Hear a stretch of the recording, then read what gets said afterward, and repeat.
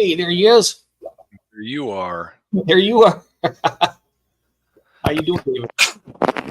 I'm good.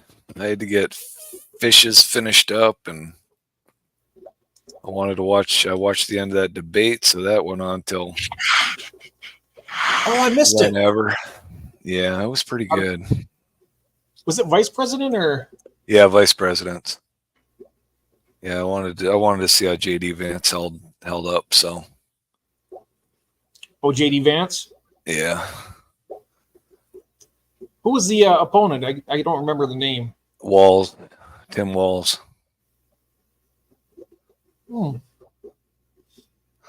Yeah, I'm not voting this year Really? Why not?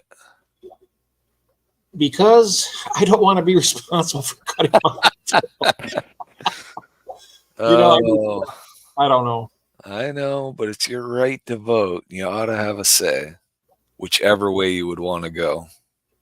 Well, my wife, I let her. I'm going to let her do my vote too, and she always goes. I think she's basically. Should I even say right now, or should I wait till we get finished? You should probably wait till private. Yeah. Because I really do avoid all that. If you don't vote, yeah, right, June. I know. Oh, I can bitch no matter what. Watch it me. Is. That's one of our rights, yes. Yeah. But I feel like the mask. I do agree with that. You really shouldn't if you're not going to vote, yeah. Yeah, that's true. You're voting Trump? Then she's bold enough to say that. How many people are in the room? Then I'll say what Go ahead. Is that on the screen? It is. I'm voting Trump too, June. Are you? Yeah. Oh, yeah.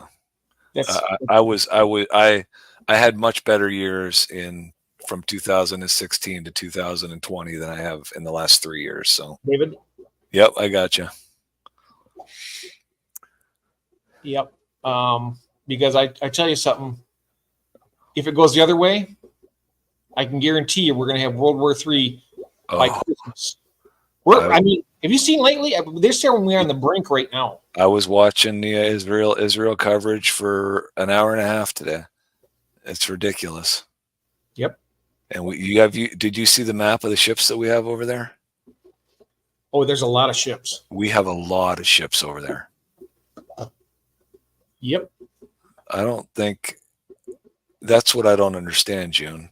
Hey, hello, Jorge. Hey, Jorge. Okay, we can stop that conversation now. We don't need to keep that going. I don't want this stream to be about that. Right. We're here for the fish. What is it gonna? I did. So did I, June. Yeah, I got to spend a good part of the last 2 days down in the fish room, so nice. I am tackling breeding projects and organizing. So interesting story from your auction on Saturday. I sent my money out to Jason Saturday night after the auction. Yeah. And it was really bizarre because he didn't accept it. And my PayPal kept saying waiting for receiver to accept it. And I'm like, well, I've never seen that before. I mean, I've never had to physically receive money. It just comes into my account. Right. And so he texted me last night, and like you knew, I was asleep before 10 last night. And he sent me an email out at 10:30. So I saw it this morning. Oh. Yeah, Jorge. You know something? Oh, he messaged me and he says, we were talking about the auction and stuff, and he's like, David hasn't paid me. And I said, wait a minute, that doesn't sound right to me. I said, that's not how he operates. And I told him, then he came back, he said, oh my God, I feel terrible. He did pay on Saturday. And I was like, yep, that sounds like Dave. Yeah. And then when I looked, so his email is jasondyer123@yahoo.com. Yep. Well, when I typed it into PayPal, I typed in Jason Dyer, and you know how it prompts you for a full email? It'll give you an email. Well, Jason Dyer came up, and I just clicked on it. Well, it didn't have the 1, 2, 3 in it. Oh. So it was sitting out there in limbo. And so I texted him right back as soon as I double checked everything and said, I'm sorry, man. I feel like an idiot. I can't believe I did that. And by then it was in the morning and he didn't have time to pack fish. And so he did text me this afternoon and say, because he was going to get him out tomorrow, but apparently he had a dentist appointment today and he's got to go back tomorrow to get a tooth pulled. And I'm like, well, that's on me. So I'll wait till next week. It's not a problem. You want to hear what I did? What? I shipped his out today. I got his plecos and the Blue Star Endlers, some Tiger Limias, and I got most of the Blue Dream shrimp for him. And got them all boxed up, got them to the post office. And I'm there at the post office, and I'm like, they're like, well, this is Boston. I said, is Medford in Boston? Because that's where he's at. Yeah. And he says, no, that's about 15 minutes away from Boston. And I'm like, well, that's his address right there. He says, well, I'll just override it and go ahead and send it. I said, okay. Oh, no. I get home, found out I did the wrong zip code. It was 2155. I did 2115. Oh, no. What happens now? So what I did, I went all the way back to the post office. Luckily, the same guy that took the pack. It was still there. It was still there, and he was able to change it. So we were able to change it, and he's still going to get it on Thursday. Yeah, I don't know, June. I mean, I wait for an email. I respond to an email from the buyers. I mean, I try and write everything down during the auction, but then I wait for an email from the buyer. And then, however, I have, and I don't know if I did this with you, June, or not, but I mean, at some point, like if it goes longer than 12 hours, then I will send out a PayPal request. But I think I only had to do that once. But yeah, I'm a little, and I talked about this because I streamed a little bit this afternoon because I wanted to try out StreamYard. I hadn't done it yet. So I was on this afternoon and I was talking to Zenny was on there and I was talking about, I took flat rate boxes over to, hey, Glenn. Hey, Glenn. Say hi to Jeff, but don't say hi to me. Hello. The heck? It's my stream. I stole it. Yeah, you stole the late owl tonight. I'm Hello, Mark. Yeah, so I had 4 of the 6x6x7 boxes, those priority boxes, and I had 2. There he is. Thank you, Glenn. And I had 2 of the. I had a large flat rate and a medium flat rate, and they could not process the flat rate boxes with a live animal in them. And I mean, I went through a ton of crap. Oh, wow. And what ended up happening was the medium flat rate box, if they ran it just as a priority box without scanning it as a flat rate box, the shipping amount was like 80 cents more than the flat rate fee. So they could process it like that. I had to pay the extra 80 cents, which I didn't care. But the large flat rate box was so underweight that it was going to be like $10 cheaper. And he said, if I run this through as a priority box without running it through as a flat rate box, it may get tagged at a terminal and it may end up at somebody's house with a postage due on it. And I'm like, what the heck? So I brought it home, put it in a brown box, took it back, ended up paying $10 less to ship it. So I think I'm done with the flat rate boxes. That's what I've been using flat rate. They just ask me, does it have any fluid in it or anything hazardous? And I type yes. And I see there's water in it. There's water in there. Do they know there's live animals in it? Nope, they don't ask either. All right, that's the thing. If they know there's live animals in it, they have to check that box. And I've been putting live fish stickers on the outside of my box. Yeah, don't do that. I wouldn't do that. Well, I've heard it both ways. So the reason why I don't, you know the reason why I don't, right? I know the reason why you don't do it. And I can see that happening, right? Hey, let's play soccer. We'll use this box. Yep.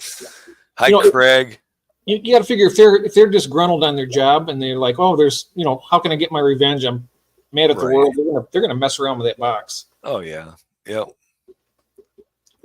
There's Melvin. Hey, Oh, Melvin. good. I Melvin, get to do all kinds of things. Well, you know what I got to do? I got to hit the like button here. There we go. Bam. Got the like on here. Oh yeah, I can like that on my phone too. Yep. Let's see. You were told by the PO what is not allowed, June. To discriminate against live animals. Oh, you want to hear something wild? You know Timmy, right? Tim that was in that was in the auction. Who sold most of everything? Yep. Everybody paid him, and he never emailed anybody. What? He never emailed anybody. So everybody's like, Curtis came to me and said, "Hey, Jeff, that young guy that I bought all that stuff from says I paid him, but he hasn't communicated with me at all." And I'm like, "Really?" So I got on there and I told him, I said, "Are you communicating with the people that bought your stuff?" He said, "Oh, do I need? I'm supposed to do that?" I'm like, "How else are they going to find out for you to ship to them?" So, like, did everybody send out their addresses in their email and everything? I would assume so. That's what I would think. Although I have gotten emails from people, and then they have not sent me their address, and I have to email them back, say, "Hey, I do need your address. I need to make a binder and get some addresses written down so I can keep track of people." But because someday when I hit it big on eBay or on YouTube, right, I can just go to my book, and like when I give away prizes and stuff, I can say, "Don't you worry, I got your address." Yeah, PayPal should supply the address. PayPal? No, PayPal doesn't pop up the address on payment that I've seen. Spreadsheets, that's no. Notebook, notebook line. For Mark, hello, Melvin. Again, local Austin, when he sent the money through PayPal, it had his mailing address on it. Oh, did it? Mm-hmm. Huh. But that's the only time I've ever seen it. I have not seen it on the payments I've gotten. Yep. Jeff, how do I make you, like, if you're the one person I would want to have in control of the StreamYard besides me? It's in street. You have to do that. You can't do it right now. Oh, you got to do it before. You can make me a co-host. And you can always take it away whenever you want to and give it to somebody else. Yeah, when you tick me off or something. Well, that's a given, but I can't do you a co-host now. Well, I'm not sure. I'm sure somebody would know better than me out there. Yeah, I don't you even would know more, and so would Jorge would know. I'm not sure. I think you need to go back to members and then click on that, and then it'll say you got one seat available. See, you probably have to do it afterwards because you have to send me an email, and I have to accept it, and then you like send an invite to be a co-host or. Give him a seat. You have to. Where do I give him a seat at? It's in the members. Yeah, it's back a couple pages. I'm afraid I'll drop the stream if I do something. Yeah, it's best to do that afterwards. Yeah, I'll do it afterwards. But what did you want me to do that? No, I just no. I mean, keeping up with chat. If you wanted to post something, if I'm not watching chat or something. Oh, I'll keep an eye on chat, and I can just verbally say stuff. Glenn says that they break the. Oh, I can put that up. I don't know. I'll have to. General data processing regulations. Awesome. Gotta love those regulations, huh? You can't keep addresses of customers for more than a year. I think a year. Oh wow. There's Craig. Hey Craig. That's crazy.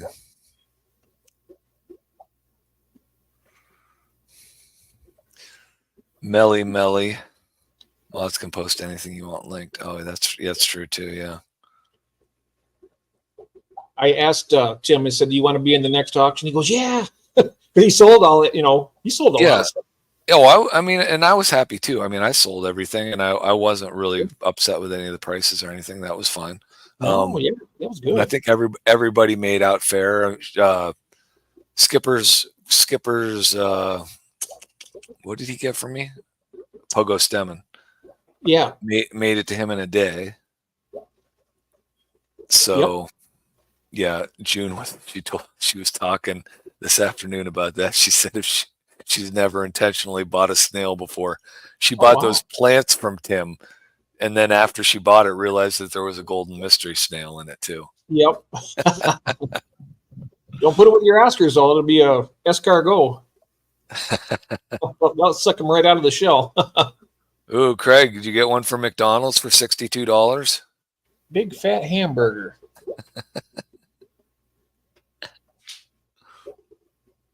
Oh, there you go, Glenn. Yep. Breakfast of Champions. Not really, but sorry you had to. It happens. Pain gets to be too much. Golden mystery snail is what it is. Somebody's getting some snails in the mail tomorrow. Yes, I am. Oh, something else? I got another email from Ron. Sent me a tracking number. I don't even know what I'm getting. Oh, really? Oh, he's going to surprise you again? Yep. I was like, dang, you're too good to me. So at Skipper's auction, I got those plecos from Ross Baltimore, and he was out of town last week, so he shipped this week, and he shipped today. I got the tracking number. Now he's in Maryland, and I'm not getting that stuff till Thursday. I mean, Maryland's not that far from me. No, it's not. I mean, Skipper's probably the same. Skipper is potentially the same as the crow flies distance from me as Ross Baltimore is. Ross might be a little bit farther, but Skipper made it in a day from me to him, and it's going to take 3 days for me to get stuff from Maryland. Wow, that's bizarre.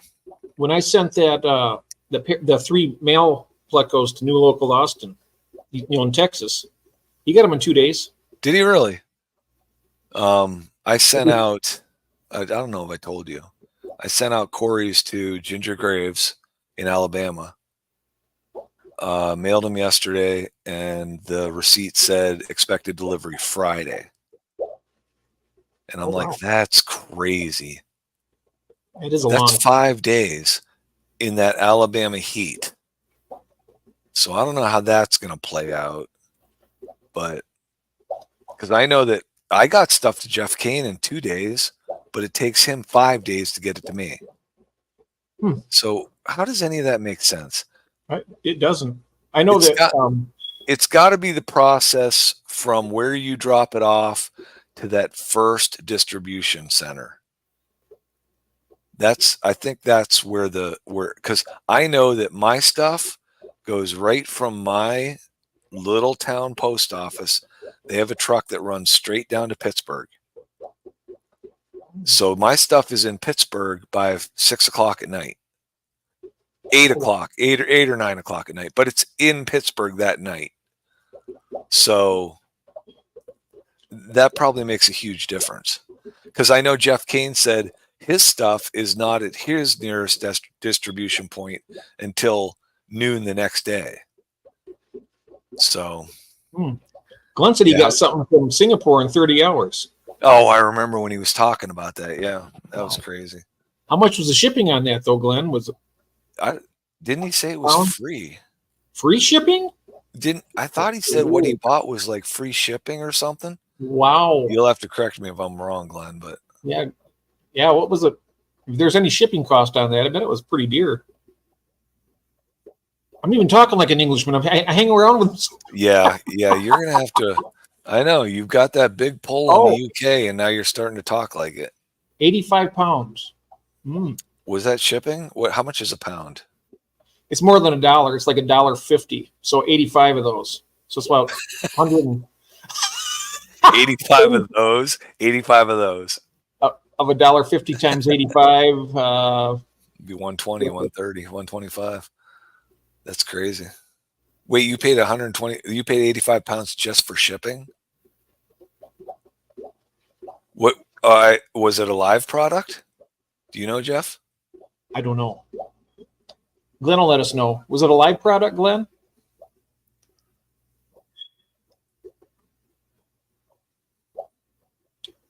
Oh, $1.40. Okay, I was close. I thought it was $1.50.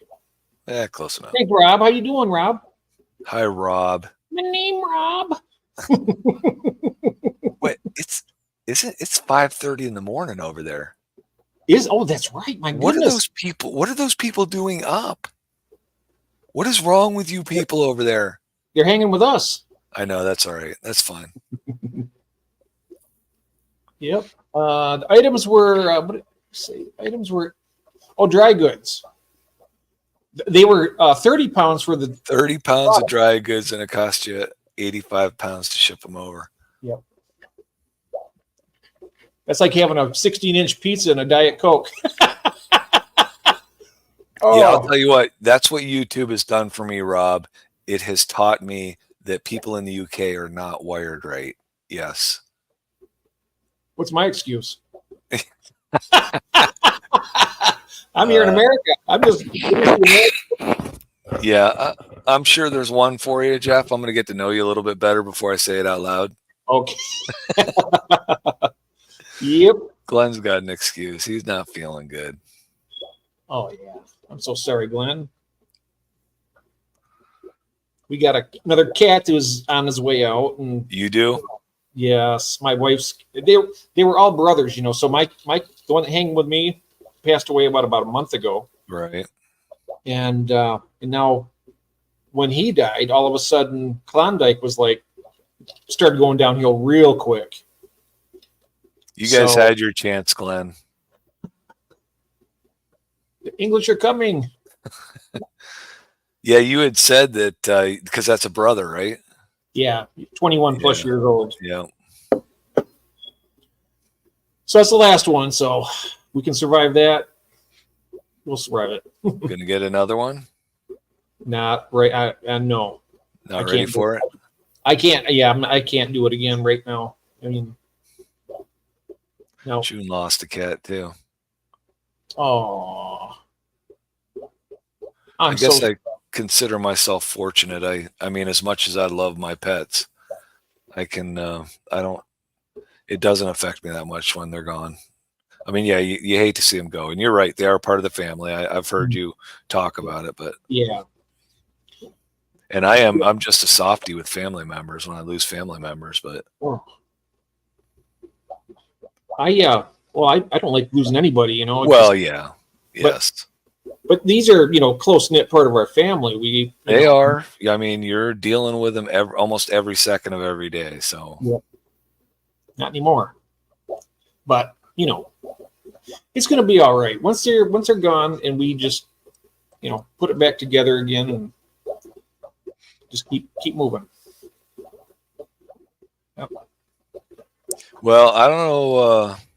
Because see, I wouldn't even have the first inkling of how to add a screen to show fish or go fish shopping or something like that. Oh, do you want to do that? I can do that. No, it's all right. We do not need to do that. I don't need more work. Oh, okay. All right. No, I can. I do all the work pretty much. Oh, you can pull it up on your screen. Yeah. Oh. So you have to. One thing you have to do is how you admitted me into the stream. Yeah. There'll be another little screen like that from what I share, and then you have to share it, and then it comes up. The solo layout? Yep. Well, not the solo layout. Like that. No, how you bring me up on, say if you put me up backstage, and then when you admit to stage. Yeah. That's what you do with whatever I bring up. You'll bring it up on another. You can always practice doing that, so you can. You can do it. You're gonna bring me up another screen on my on stage area. Yeah, I can do that. Is that what you're gonna do? Yeah, let me find something that's gonna be fun here. Why don't you pull up some custom made fish tanks? Custom made fish tanks. Yeah, let's look at some Oh, there's that place called, what is it called? Glass Boxes? I was gonna say I've heard a couple people talk about some places they can get that stuff.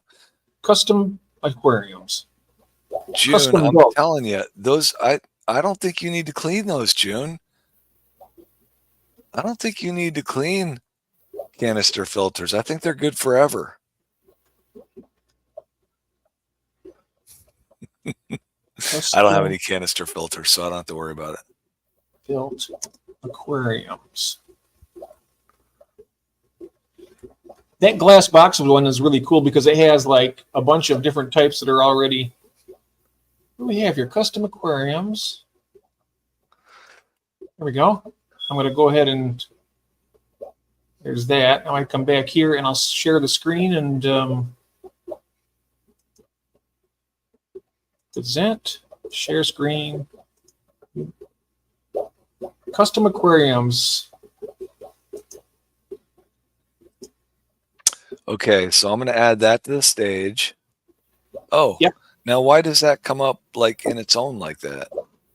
But because I have to go over here and click on it so you can actually see the stuff. So I'll click on this. Did it change? No, but I'm wondering why that when I just put that one up, didn't it come up as a larger screen on the? It will now because I think it did. Wait a second. Yeah, there we go. So we're gonna look at aquariums, right? Design your own aquarium. Oh, you think they'll give us a price? Do they have any already pre-built ones? I bet they do.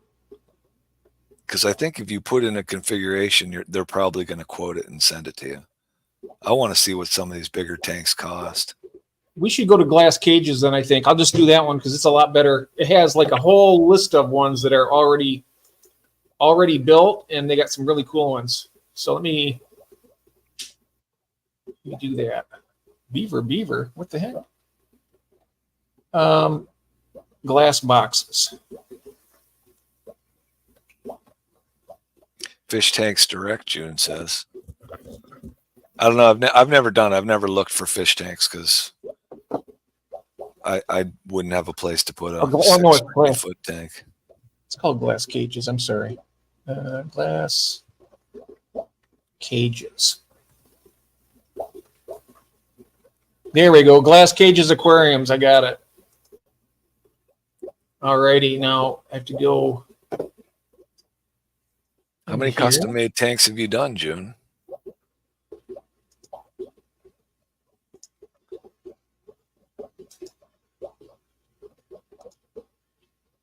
All right, so I'll bring this up here, then you can admit it to the stage.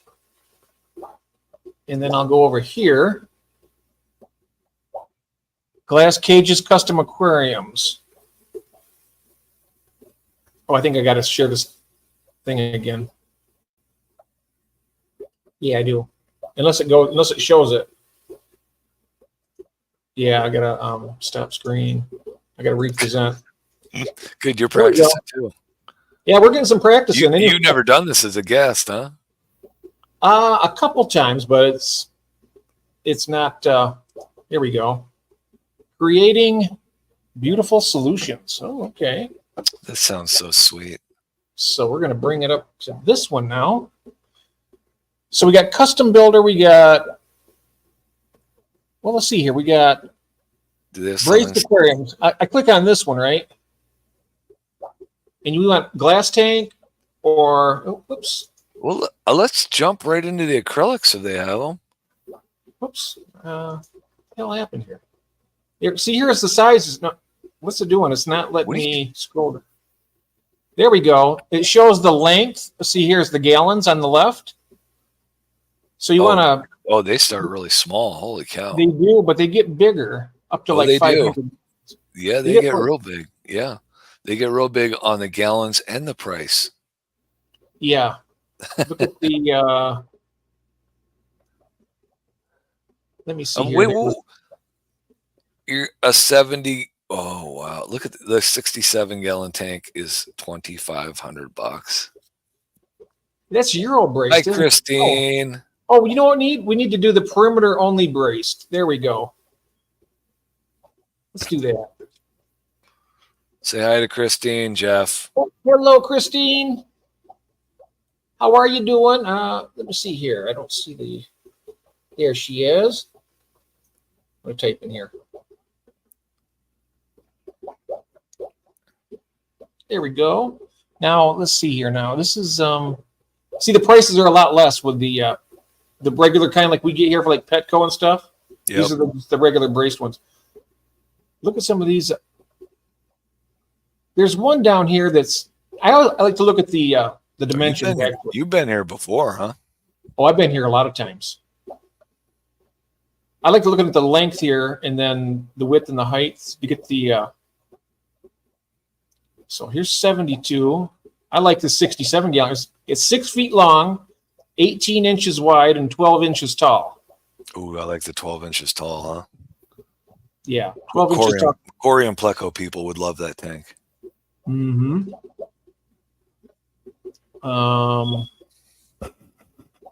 Let's find another one here that it's 120.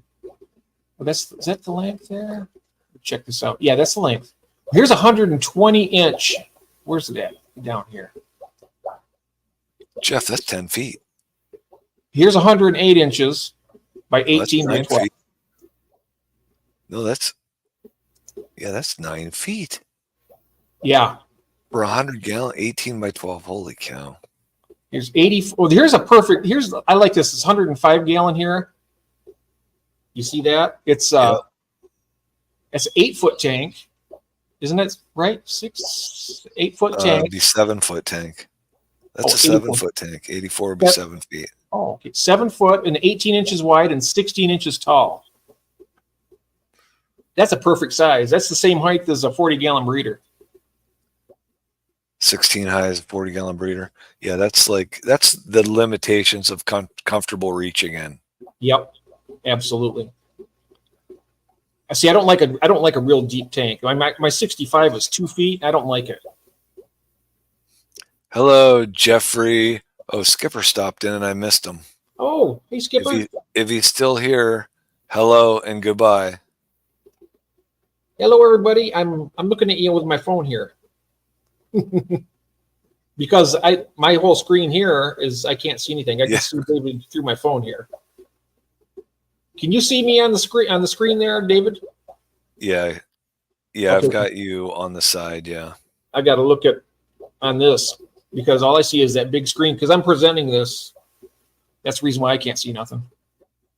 Here's 112 inches. Whoa, look at that. 120 inches. That's 10 feet, right? That's 10 feet, yep.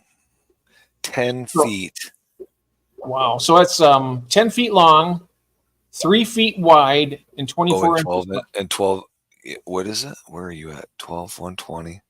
Yeah, 120, and then it's 36 inches wide. Wait, which one are you looking at?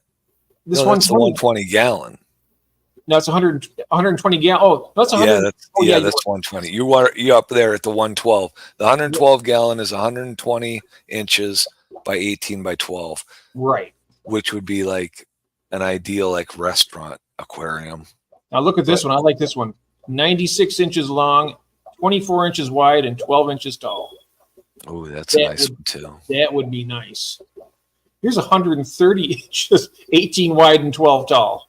That's almost 11 feet. Wow.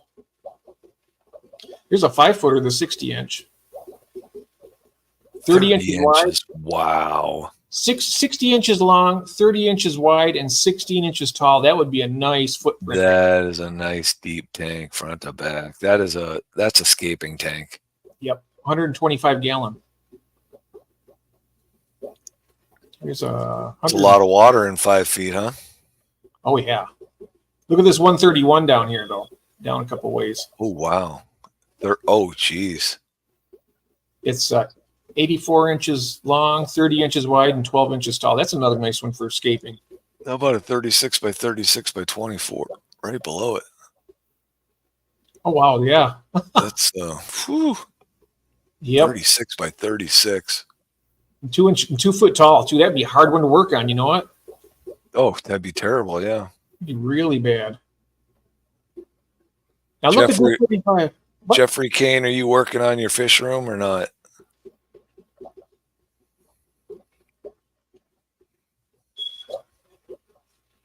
Reef tank, Glenn says.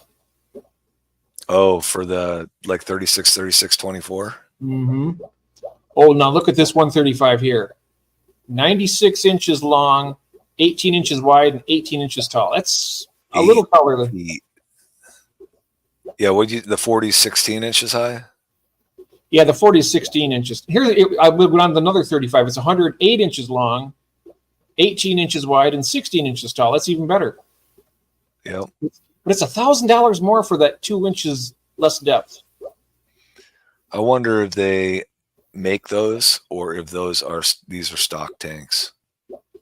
These are ones that are already. These are types. Think these are already made, or do they make them when you order them? Hi, Charlotte. This is like their standard tanks that they do, but you can actually choose your. Hi, Charlotte. You can actually choose your dimensions. All right, Glenn. Hope you're feeling better, buddy. Take care, Glenn. I hope the pain goes away, mate. Okay. And Charlotte's going to bed at 5:30 in the morning. Oh, good night, Charlotte. Rest easy. Let's see. 100. Look at this right here. 140 gallon. Yikes! It's 36, 30, 30. Oh my goodness. No way. So that's basically, I mean, that is a reef tank, right? You're going to build a reef in there. That's a reef tank when you get something like that. Well, look at this. 5 feet long, 4 feet wide, and 12 inches tall. Jeez. And that's that's one of those tanks you see at the Children's Museum that they can reach into and touch the fish. That'd make a massive shell dweller tank right there. Put a bunch of sand in there, and that'd be cool. Oh, look at this 150, 120 inches long, 18 inches wide, and 16 inches tall. That's perfect. Wow. 150 gallon. I wouldn't say no to that. Well, I'd take anything for free. Yes. Here's 151, 108 inches long, 18 and 18. That's pretty good. Oh, here's a 157 gallon. 84 inches long, 24 inches wide, and 18 tall. That's more good. Oh, here we go. Here's a perfect one right here. This 160 right here. Look at this. 96 inches long, 24 inches wide, and 16 inches tall. And look how much cheaper it is than the other one. It's $2,500. The other one, you go up a couple, and it's like $27 for a worse tank, less of a tank, in my opinion. Well, it depends what you're using it for. Yep, that's true. If you're using it for angelfish, I mean, that taller tank is always nice. But,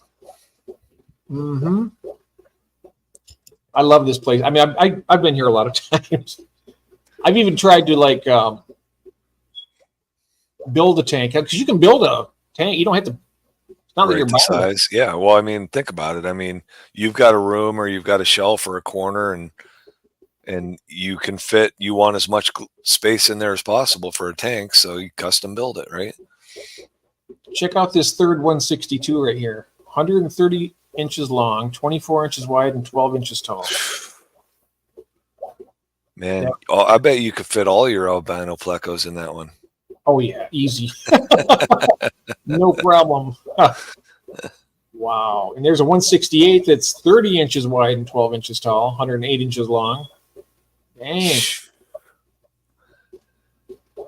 Now, I wonder if these have come drilled, if you want them drilled. You can get them drilled. Yeah, you can do that. You can do it. In fact, there's a lot of things here. On a tank like that, I would prefer that they drilled them. Yeah. Oh, yeah. They will do that. They have all kinds of stuff. They have turtle tanks. In fact, I'd like them to put the bulkhead on too.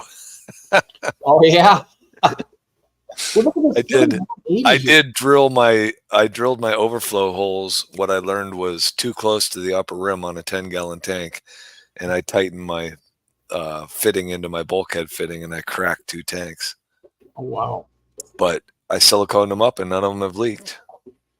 Just ran silicone on the inside and the outside on the crack, and they've held. Nice. This 180 is hello, Stephen P. Stephen P. Hello. Hello, we're the Night Owls. Woo.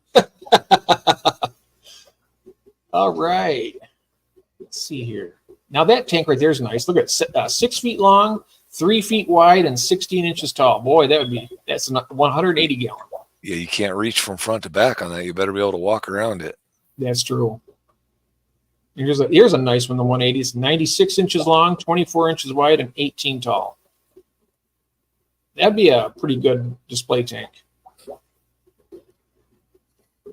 And look at this, 96, 3 feet wide, and 12 inches tall. I don't know. Still just keep thinking about where in the world would I put an 8-foot tank?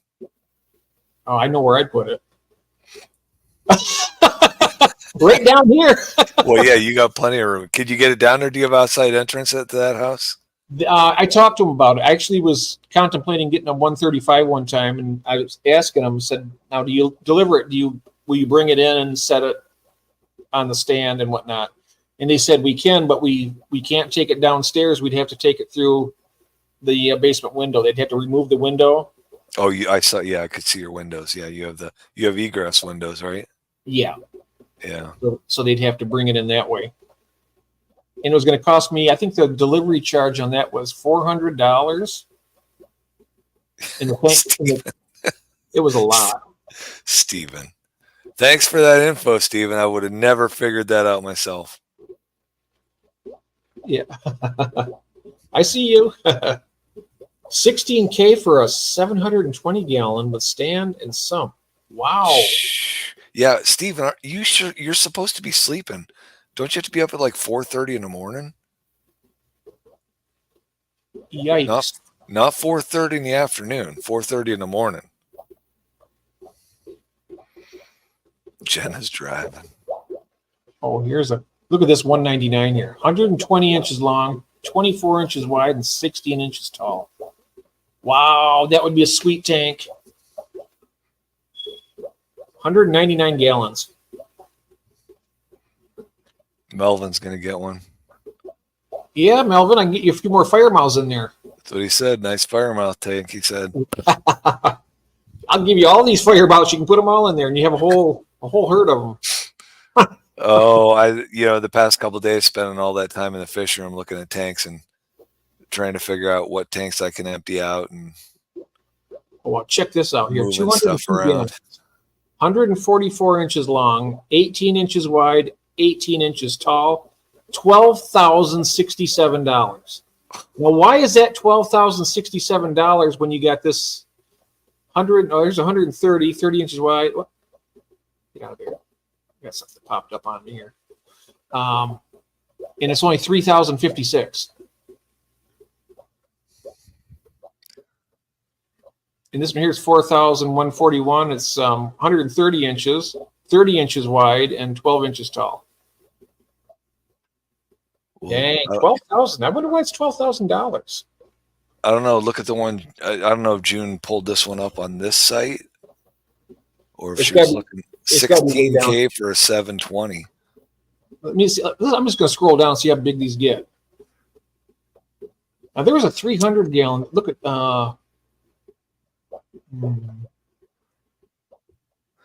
Well, so these. Well, I don't know. These ones probably do not. These are just tanks only, I would imagine. The biggest pre-made one is 524 gallons. 144 inches. 5 feet wide. So 12 feet long, 5 feet wide, 14 inches high. Wow. Yikes. That's pretty cool. Look at that 505 there, right above the 100. Do what Steven said. Oh, that's what did he say?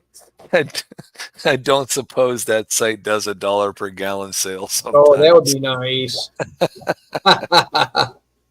I wouldn't be able to $524. It might as well be $5,024. Oh, I think for $1 a gallon, I could come up with some fundage for those tanks. Oh yeah, it's a huge. Oh, June has a 10-foot tank. Does she? That's what she said, unless she's lying. Let's see here.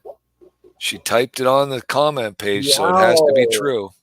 Wow, nice. Hey, J-Rock. Hey, J-Rock. Is there a neck one here? I heard. No, Yeah. Yeah, you echoed me. Yep. Striving once again to be like me. Let's see up here now.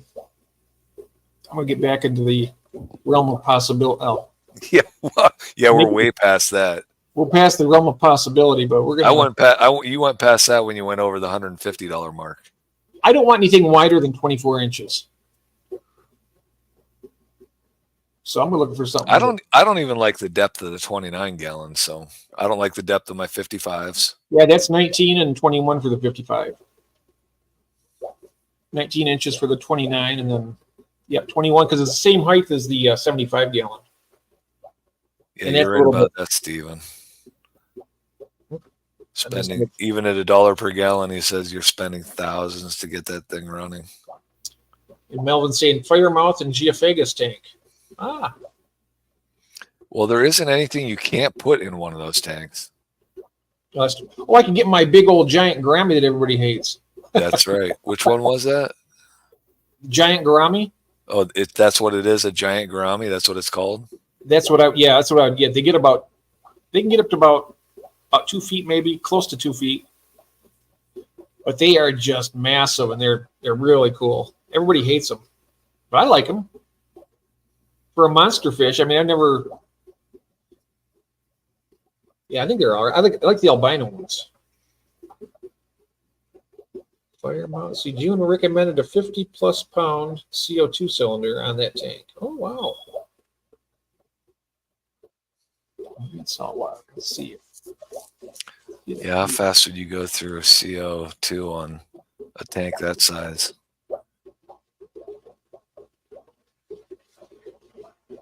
Yeah. I don't think Jeff likes that fish. What fish? I don't know. The giant gourami, maybe. They are fugly as. You know what? I like them though. I'd get one of them. They had one in a Japanese restaurant we went to, and I was just like, I looked at it, and it looked back at me, and I was like, dang, there's a connection there. I'm fugly as hell. It's a match made in heaven. Was that fish in love? Fell in love when it gazed upon you. Yeah. It looked at me and our eyes met. Oh, now I got to pull that fish up and look at it. Well, there's the one I'd get right here. This is the one. 130 inches, 24 inches wide, and 16 inches tall. The 216 there. Wow, that thing's terrible. Terrible?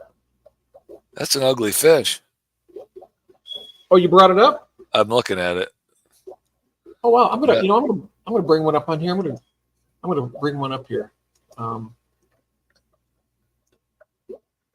Giant.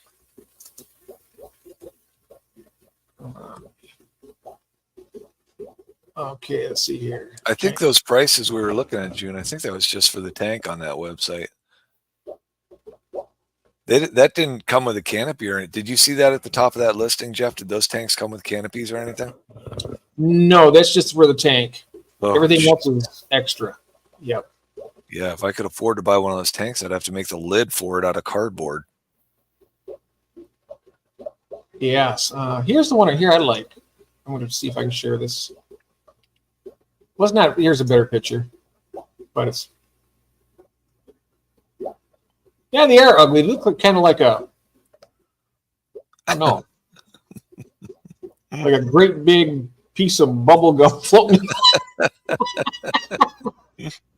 Let's see here. All right, come back. I'm going to bring it up here. I'm going to share this. Share screen. Come on, Jeff, get going. Yeah. Okay. Look at that. But they're, right. really, you get them really small. They look like a small kissing ground. I mean, but you know what? After about 6 months, they're like 12 inches long, and you're like, oh, that's a little bit big for a. Could you imagine planting a 240-gallon tank? I remember watching Corey do his 800-gallon tank, and he brought in tray after tray after tray of plants.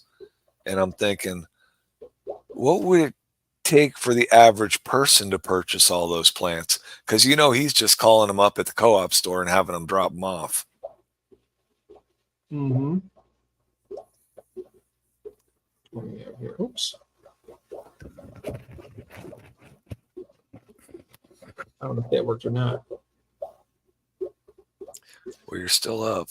I just clicked on this. What is this? It's an albino, but I think this one is. Oh, I have to go back. I see your albino Corey for $42.99. What's up with that? I think that is a stir-by albino. Oh, for $42? I'm not sure if there's more than one or not. Let me see here. $2,000 in plants. Yeah, that would be crazy. Oh, it's a pack of 6, but it's still a lot. I mean, $7 a piece. There it is. $7 a piece plus shipping. Ah.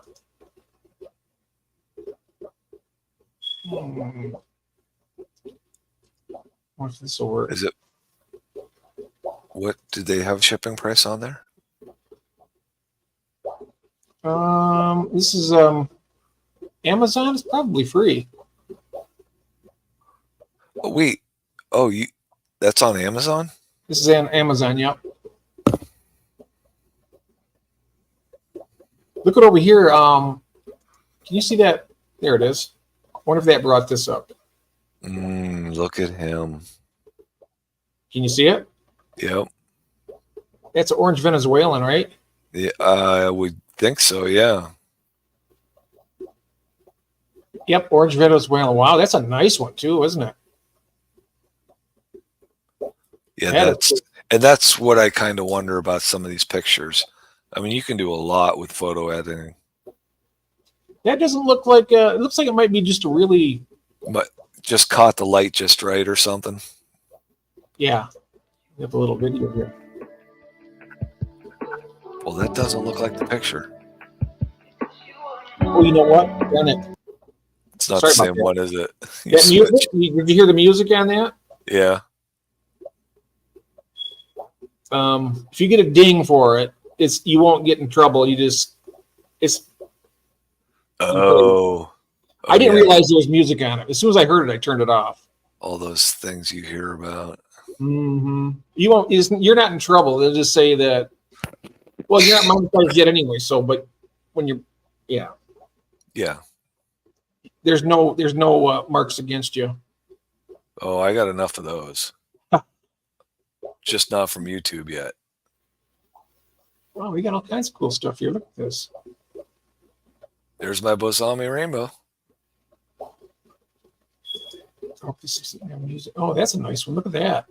Pack of 3 for $49. $50. Yeah, look at that. I do like those. How big do those get? Maybe the males might get to 4 inches. Well, that's not bad. Females are closer to 3. I should probably double check that. It's been so long since I've really checked. I mean, mine aren't over 4, my males, and they're over a year old. All right. Let's see what else we got here. There's some rams. Sweet Juanita. Sweets Juanita. Oh, there we are. Hi, Juanita. Juanita, did you ever get a hold of Crypt Keeper Aquatics? He said he received the money from you, but he didn't get the other information. I'm not sure if you talked to him since then. I got to make sure that we have that set up to make sure that when they do that, because I'm not the media. I mean, once the sale's been made, they're coming to me saying, "Hey, what's this? What's that? You know, where's my?" She bought the plant package from Crypt Keeper. Yep. Oh, that was a good one. Oh, it says full-grown males can go 4.5 inches. How many? Which, yeah, that's not bad. 4.5. Oh, that's not bad. No. Males can go 4.5, females 3. You had the email on the page, Jeff. Yep. Yeah, I did. And he said he didn't hear anything. But then there's also Tim who hey Jeff, did you get I wonder if Jeff got email from did he buy from Tim? Yeah, Jeff bought a lot of stuff from Tim. I don't know if he did he contact people? We didn't talk about that before the auction because Skipper has himself CC'd into all the email so that he knows what's going on with the deliveries and stuff. Personally, I don't really. I mean, I guess Skipper wants to make sure that everything goes good, but I kind of say that. I know, but that can be thrown back on the seller. I mean, that's not a big deal. Yeah. I mean, I can accept that responsibility as a seller. Yep. Tim is paid with an address. Paid with an address. I haven't heard back yet. You know what? You're not the only one. Curtis Skull Aquatics didn't hear either. So, Jeff, if you want me to, I can send you his messenger profile so you can contact him that way. I did that for Curtis out of a courtesy. I'm sorry, that was bad. It's all right. It's late. Courtesy. I gave Curtis a courtesy. Oh my.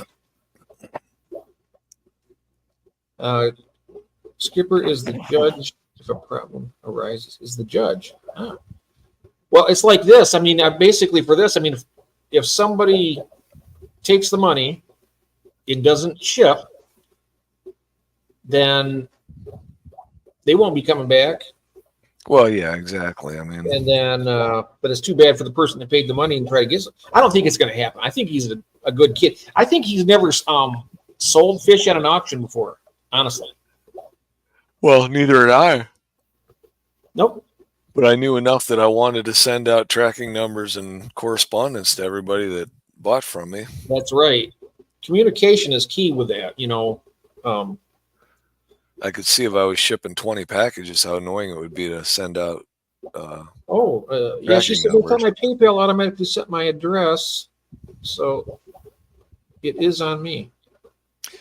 Now, do you have to? I wondered about that with PayPal. If we were talking about that earlier, do you have to set your PayPal up to send your address out? I wonder if that.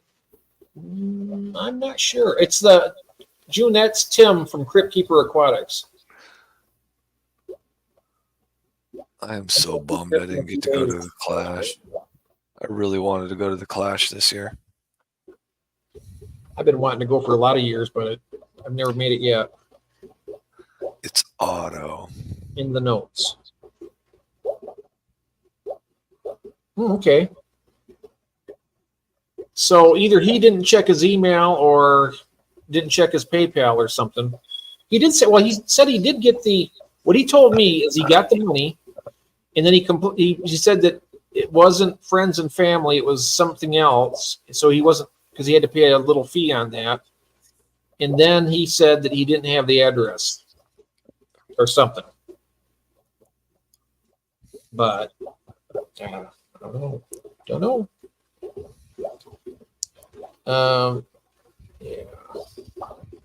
Tim needs to write his price list down, because it changed all through the sale several times. Did it? His price did? No, he had it set at $40, and then people can bid on it. Which Tim are we talking about? Oh, no, they can basically they can verbally say what their opening bid is and what their shipping is. So Crypt Keeper is Tim also. Yeah. So he had his starting price listed. He did, because he wasn't going to be there. And Right. the same with Michael New Local Austin. He wasn't going to be there, so he said zero. He started his at zero. Right. The other Tim though, he did not have. He did not have prices written down. No, he was just. I think that's what Juanita was saying. He was live with us, so he's able to say, okay, my shipping is $15, and. But I think he got mixed up a couple times while he was talking.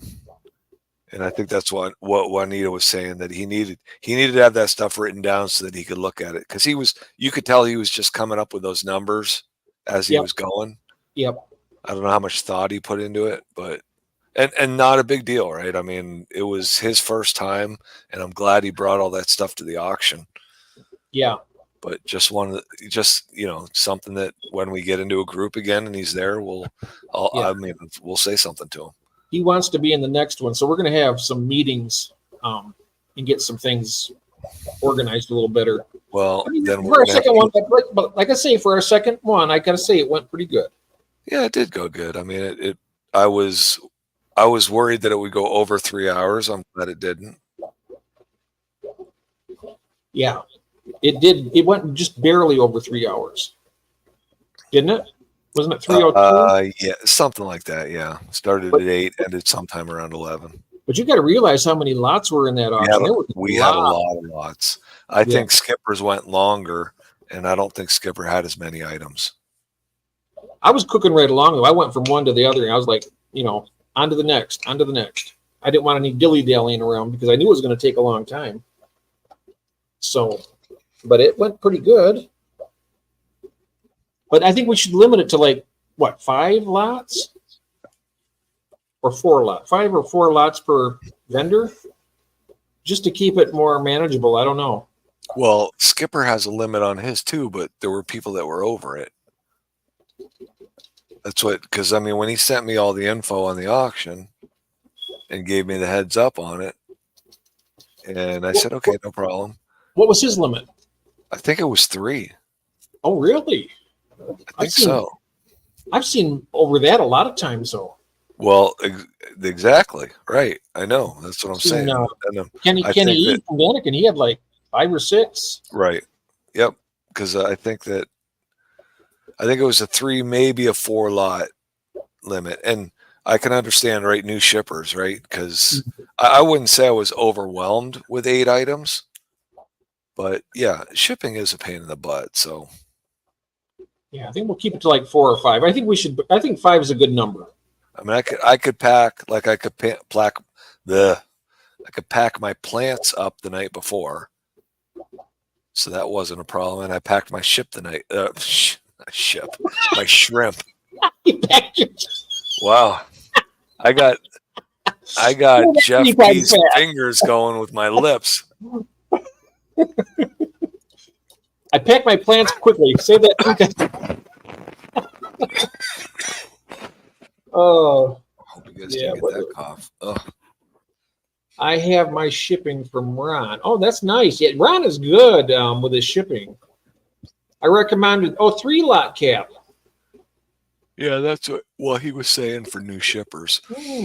People that might have problem pulling things together, which I did delay. I delayed my order to Jeff Kane, so that's probably why he's bringing that up. Oh, okay. Yeah. I did text Jeff, said, hey, you want to wait a week? And the only thing with that was I had a big shipment going out to my son down in Virginia for his biology class. Oh, yeah. If I hadn't had that, I wouldn't have been so overwhelmed. But Jeff, did you get the White Cloud Mountain Minnows? Did you win that? I think he got everything except the black mollies. You wouldn't sell them. Well, I don't have enough. If I did that, I'm going to cripple my. But you know what? I got good news. I got really good news upstairs. I got about 40 little tiny new fry up there, and I've been feeding them 4 times a day. Order them, pre-order them, Empire. Put your pre-order in. I got a lot of little fry up there, and they're peppered. They're all over the place. So I'm feeding the crap out of them. So hopefully, get them. I'll be able to have some of those. I put those up in my get gills, and they're gone within a week. Yeah, that's what you're saying. I put back in the heyday when I put 40 on there, and they were gone in a week. $4 a piece. I made some money at that week. Yeah, because that's a good breeding fish, right? When they start breeding, they just start popping. Yep. But the only thing, their gestation period is 60 days, so they take longer than. Did you get you didn't get a package today, did you, Christine? I'm going to stick with buying from you, David. Easy payment method. Everything comes happy and healthy. Super happy. Well, that's good. Yeah, I tell you what, my little albino Corys, I love them. I tell you what. I know, but you know what?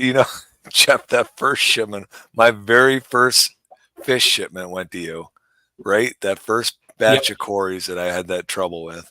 But it was like 95 degrees most of the way through. I know. It was just too hot. But that was, for a first shipment, that was a little bit disheartening. But the biggest albino I got in there is from that first shipment. He's doing great, or he or she. Yeah. Yeah, Christine's got her would be her second order for me would be. She's got guppies, and what'd you get? What did you get? Me? Christine, she got a plant, I think. She got plants and guppies. Let me see what Jeff. I asked him about those White Cloud Mountain minnows. Did you get the white clouds, Jeff? Did I answer that already? I'm just checking out here. No. I don't think he got. Hornwort. Yeah, she got hornwort and guppies. I have a line on some from Branton. All is good. Some White Cloud Mountain minnows, or I was going to try and bid on those, but then I got the mystery snails because I really wanted them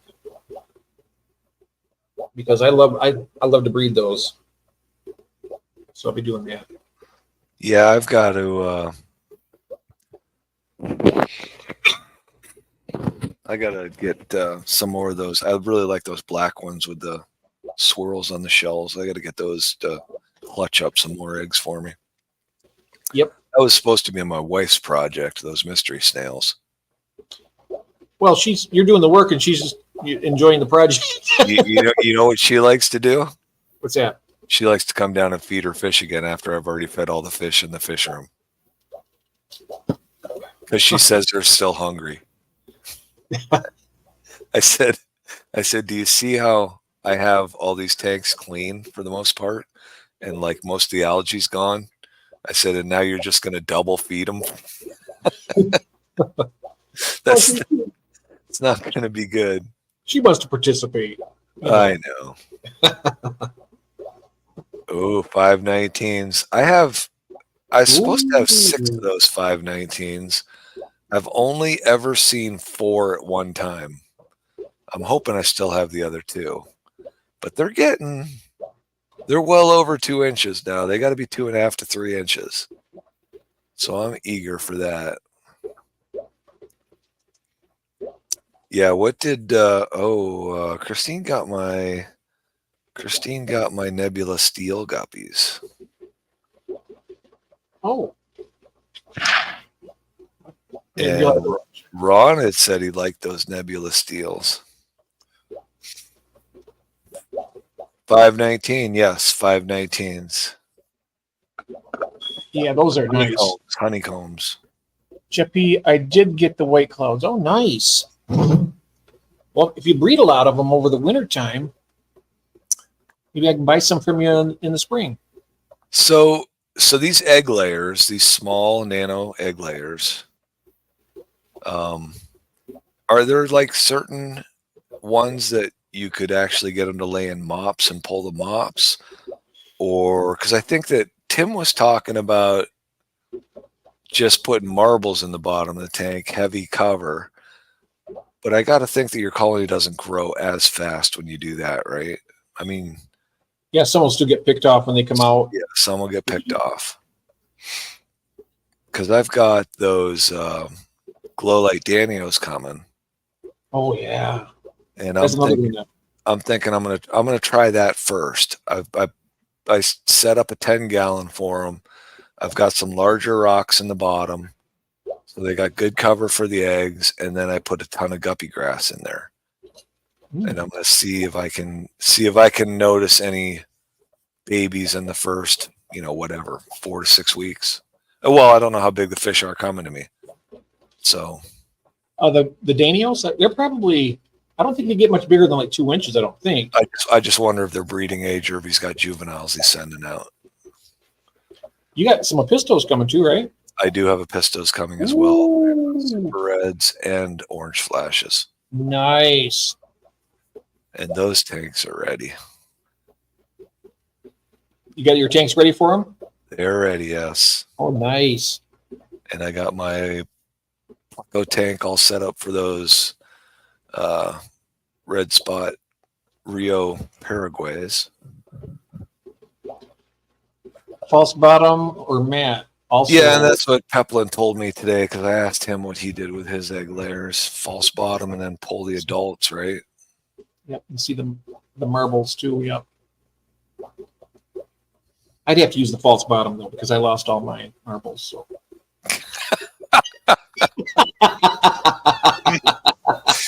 Yeah, I got that one real quick. Yeah, you got that one. Yep.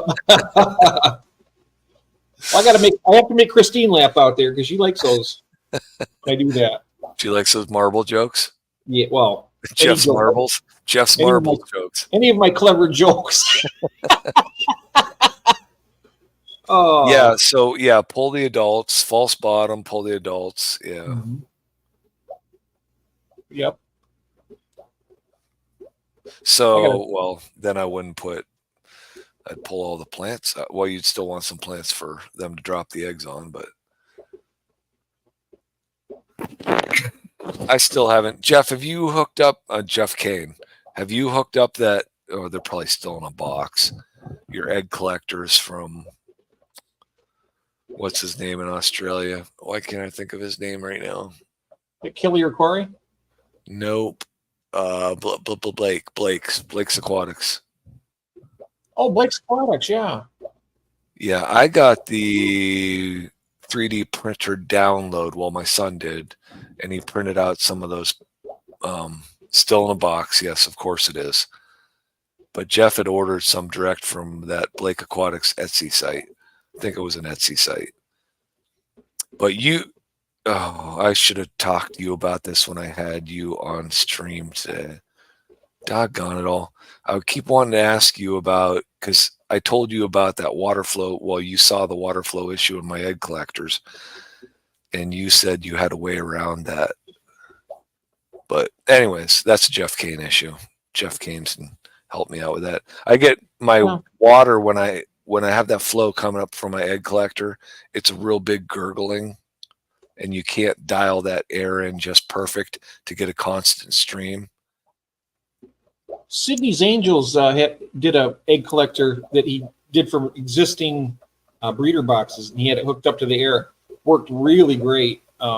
He's got a pretty good channel too. Sydney's Angels. Yeah, he's here in the States, and he shows you everything you need for it. Stuff you buy right from Amazon.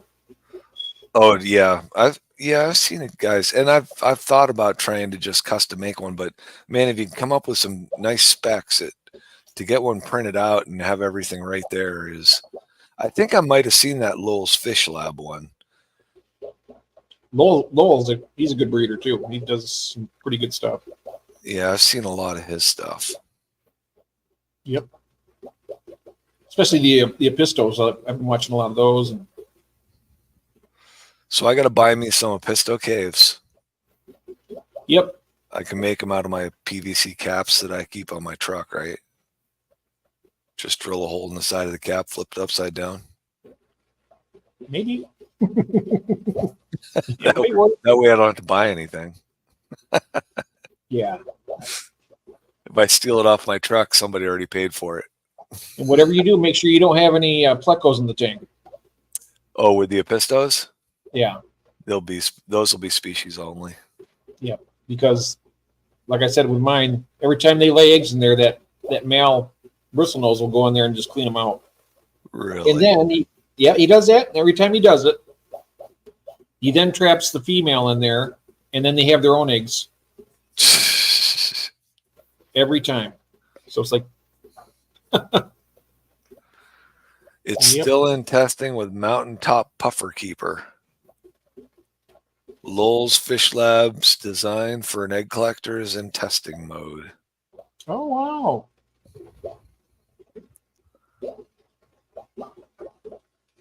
I still have not heard back from Tim.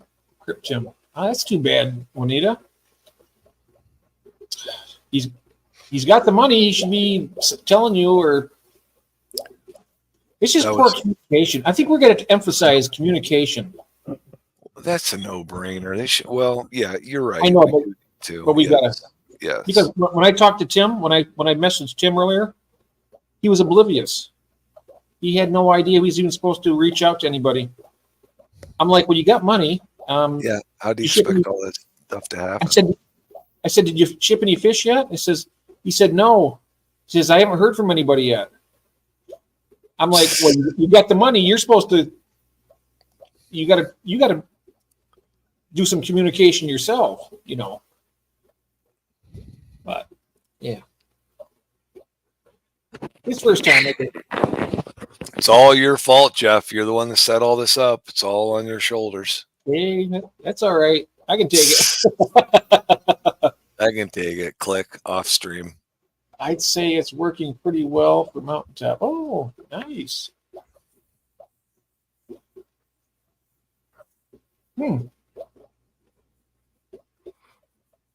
Has he commented on it, Stephen?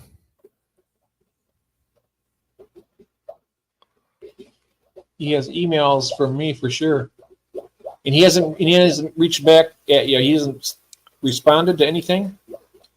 I told him today, Curtis came to me and said that about him, and so I was talking to Tim when Curtis came on. So I gave them each other's messenger so they can communicate. And I guess Curtis said I'll wait for him to contact me and let me know. And I'm like, well, you might be waiting a while. You're not contacting anybody. But hopefully everything works out. Because he sold the most. I think he sold the most stuff out of anybody.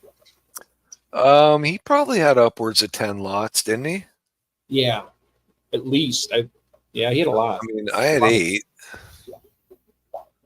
I had 3.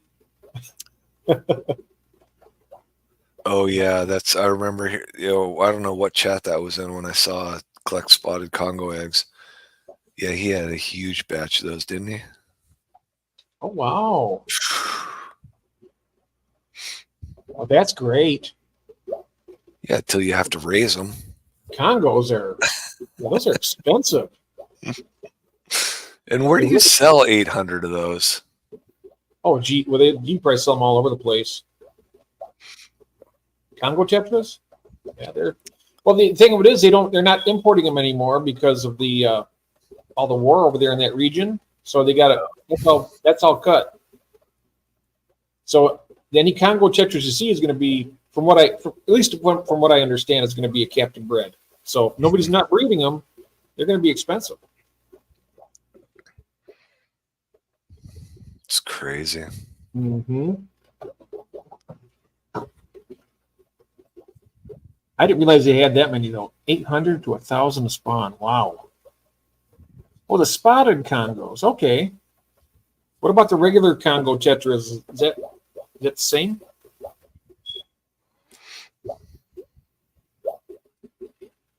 Yeah, Jeff says he hasn't heard anything since the payment. He's got his money. He doesn't give a rat's. No, I shouldn't say. No, I'm just kidding. He should be. He seems like a good kid. I think he He did bite off more than he can chew, I think. Yep. Jeff's right. New shippers, 3 lots limit. Yeah. I heard the ports were closed because of a strike. Ah. Yes, sir. That's big news today. A lot of stuff going around the world right now that's big news. It's a painful day. And what the heck? What a brutal last few days. We lost Chris Christopherson. Yep. Pete Rose. Oh, wow. And who else died? Somebody else, a third big name. And I can't remember what it was. Maybe they'll let Pete Rose in the Hall of Fame now that he's dead. Oh, wow. I doubt it. Probably not. Well, it's usually what they do, though, right? People die, and then you forgive them for what they did. And yeah, they couldn't do it while they were alive. Right. Yeah. Yeah, Chris was awesome. Yeah, he was good in Blade. I like the Blade movies. Oh, he was good. Convoy, right? He was in Convoy, wasn't he? Wasn't he in the movie Convoy? Yes. He was the trucker in Convoy. Yep. Yep, he was good. Yeah. Re-enter for Pete Rose, I think. June says. Pete Rose is betting on getting into the Hall of Fame. Oh, that was just mean, Mark. Come on.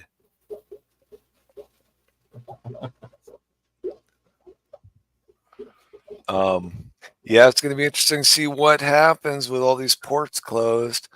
All our Chinese goods are going to be hard to get. Oh, yeah. Walmart shelves are going to be empty. Yep. As long as we don't get the goods airmail.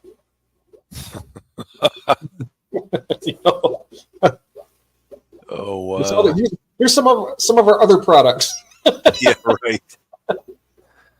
Yeah. Temu is screwed. Yes, so true. So true, Stephen. Mm-hmm. What'd they say? It was costing American industry, what'd they say, $5 billion a day? Wow. Just because those ports were closed. And what was it? 45,000 people went on strike? Jeez. I don't know. When you make an impact on the economy like that, that's just not right. No, it's not right. The economy's already messed up enough as it is without that. Yep. I mean, because that's going to put truck drivers out of work. That's going to... Anyways, 77% pay increase. Are you kidding me? What's that now? 77. Christine. They already make $40 an hour. Holy cow. And they want 77% more? I think somebody's been smelling somebody's been smoking some of that stuff coming into those ports. Yep. I think so. I don't know Millennium, June. Sounds like a sci-fi movie. Was he in a sci-fi movie? Yeah, Blade was a sci-fi movie. Oh, the Blade was? Yep. We watched it on Fox News today. Oh, wow. 77%. June says a $10 raise. Even a $10 raise is... Yeah, I did. I mean, I just heard that most people agree they're asking for too much, but they went in with that starting number. But yeah, they're I think they're gambling that it is costing the economy so much that they're actually going to pay them to get them back. Yep. They're trying to strong arm them. Yeah. I don't know. Chris Christopherson wasn't in the Airplane movies. I never seen him there. It was an Airplane movie or the Airplane movie, because the Airplane movies were great. Fox and yourself, yeah. All right, don't start with that stuff in here. Yeah.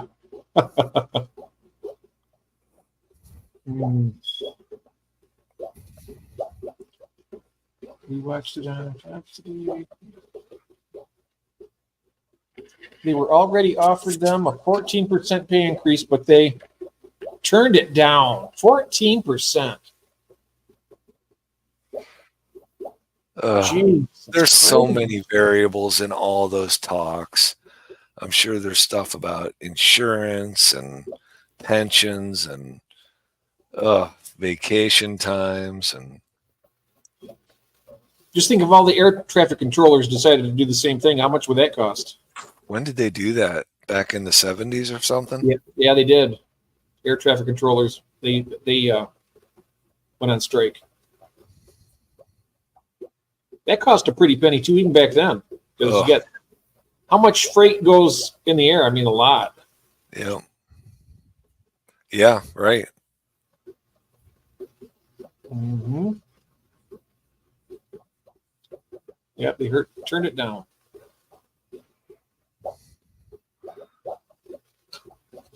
Now I'm gonna have to look up that Millennium movie. Look at that. Delicious. Would you do clean a sponge filter in that glass? No, it's Mountain Dew. Mountain Dew. Where's your coffee? Upstairs. I didn't want to have to leave here to go get it, though. I had to go up and make it. I think I remember something about that movie. I might have seen that before. Oh, now I want to watch it again. Oh, Christine already got her mug shipment, so she doesn't care whatever happens. It's pretty selfish of you, Christine. Nice. From the UK. Cheryl Teague? Wasn't she the one that did the, what jeans were they? That was my girlfriend when I was in high school. Cheryl Teague? Yeah. Which makes her how old now? She's in her 70s. She's got to be. Oh, must be.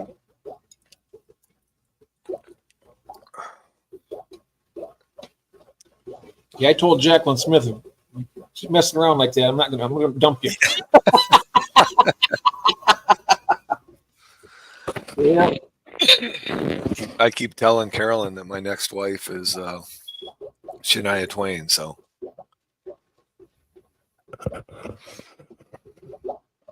You might want to be careful. Oh, your next wife, she'd be like, No, she asked me if I'd get married if she was gone. I said, no, you've already ruined it for me. Yeah, that's right. You have the best, you leave the rest. Cheryl Ladd. Cheryl Ladd. Was Cheryl Ladd one of Charlie's Angels? Nope. Who's that? Jacqueline Smith, Farrah Fawcett, and who? Farrah Fawcett, Kate Jackson, and Kate Jackson. Jacqueline Smith. Yeah. Yep.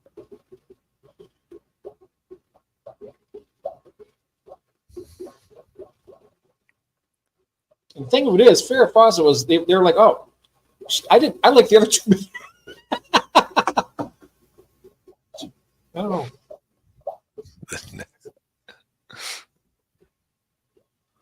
I gotta move this out of the way here. It's blocking my chat. The cord from my from my microphone here. The next ex Mr. Baker is Cheryl Ladd. What? Yeah, that's not right. Oh, did you LOL? Oh, okay. I've already say that's. There we go. How is well, I don't know if I should want to ask you this in public like this, but how's your husband doing? Oh, your future husband.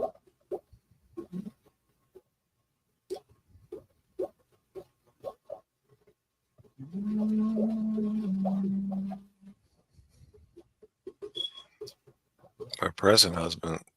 Mr. Baker.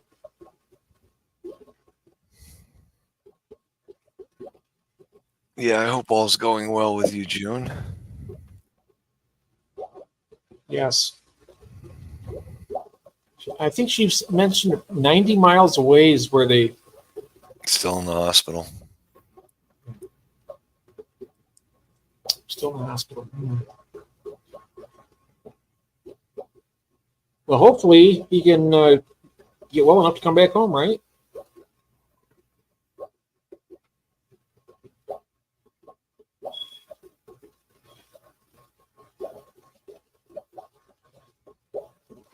He's in Modesto.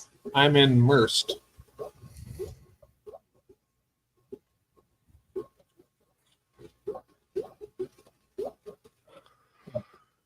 Yeah, that can't be easy. Oh, not at all.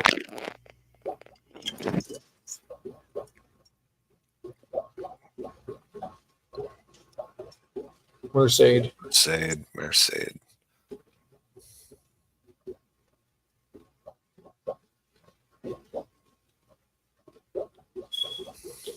Well, she's like Well- me. She's been taking care of spouse a long time. I've been doing that too. Yeah, I only had to do it for 8 weeks. Yep. But I don't mind it. I mean, I'm not going to have, as long as I can take care of her here, I'm going to do it. But I'm going to, I told her I'm not going to put you in a home or anything. If she gets any worse, that's just not the way it works. I couldn't do it. His tests aren't. Oh, I'm so sorry, June.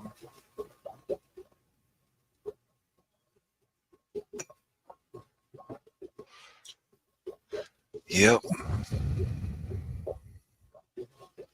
Well, we're all part of the fish family, so we're with you. It's Never unfortunate to see that everywhere.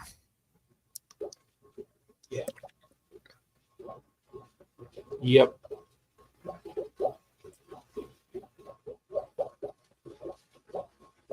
Well, what are your next projects there, Jeff? Do you have all your tanks set up yet?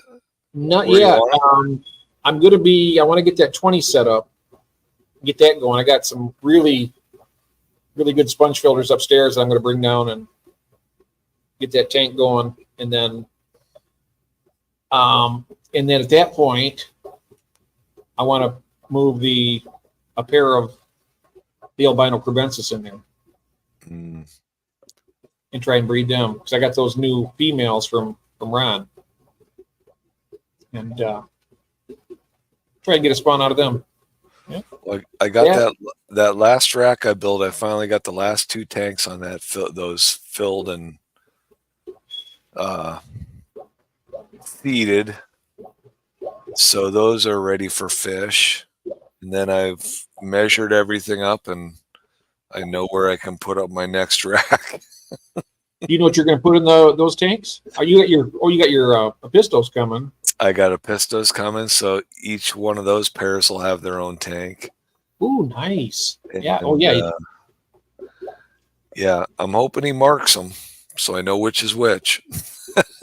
Oh, you'll be able to tell. And then those glow light Danios, they'll get their own tank. Yeah. Because I think I'm going to leave those in there by themselves and see if they colony breed at all. Yeah, those reds and the orange flash are way different. You'll tell by the dorsal fin. Oh, okay. Now on the females too? Yeah, the female super reds have a very distinct dorsal fin alphas. And the orange flash female, I think that she stays mostly kind of like a yellowish color. Thanks, Jeffrey. I'll look at that. Yeah, and I didn't expect to get the super reds. I mean, when I texted him or emailed him and asked him about them after Jose stole them from me, Jose stole them? Oh, the Super Jose, Reds? Jose wanted those Apistos bad, Oh, yeah. which made things really nice for Jason. Anyways, that two people were bidding on them. But anyways, so when I emailed Jason because I had won the Glow Like Danios, and so he said I'll send you a pair of each, and I want to say that Jose got 3 pairs. Yeah, he did. You got 6. You got Super Red, Orange Flash. What else did you get? You got what's the other? I'd have to pull up your description list to see. I can't remember. Well, it didn't say on that description. It just said Apistogrammas cacatoides. It didn't say anything about Oh, that's right. That's right. Oh, are you sure? Mm-hmm. All right. It's still in the description there. You can go back and look at it. I might just do that. Mm-hmm.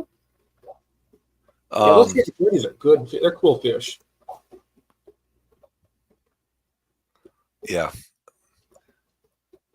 So other than that project, I mean, like I say, I still have my 75 gallon over there. That's going to be, I'm going to have the little dwarf Lake Tanganyika cichlids in there, the shell dwellers. Yeah. Those are cool. I got, they're a real fun fish to watch. If you had like an extra 10 gallon, you could get some little multis. They're the smallest cichlid in the world. They only get about an inch and a quarter, inch and a half. You have those, don't you? Yeah, I do. So I can send you some. Well, I can definitely have an extra 10 gallon. Yep. I can send you a pair of them. That's right. Cockatoid. Yeah, it only shows 6 Apisto cockatoids. Yeah. Yeah, because you had talked to me about those before. That's right. You extra males. You got one extra. Pair. Oh, okay. 1 pair each, and then you got a couple extra males too. Because he was male heavy on his. I remember him saying that he was male heavy in his colony. Well, he didn't offer me extra males. No. No, but that's all right. He did give me a good price, so. Plus, I didn't have to pay the full shipping because I already had stuff coming out. So. Yeah, nice combined shipping. That's cool. It all worked out good. That is good. Yeah, yep. So there's that, and then so now I did figure out I can build a new rack. I have tanks lined up on a wall, and if I take those tanks off that wall, I can build a 2-sided rack out in the middle of the room.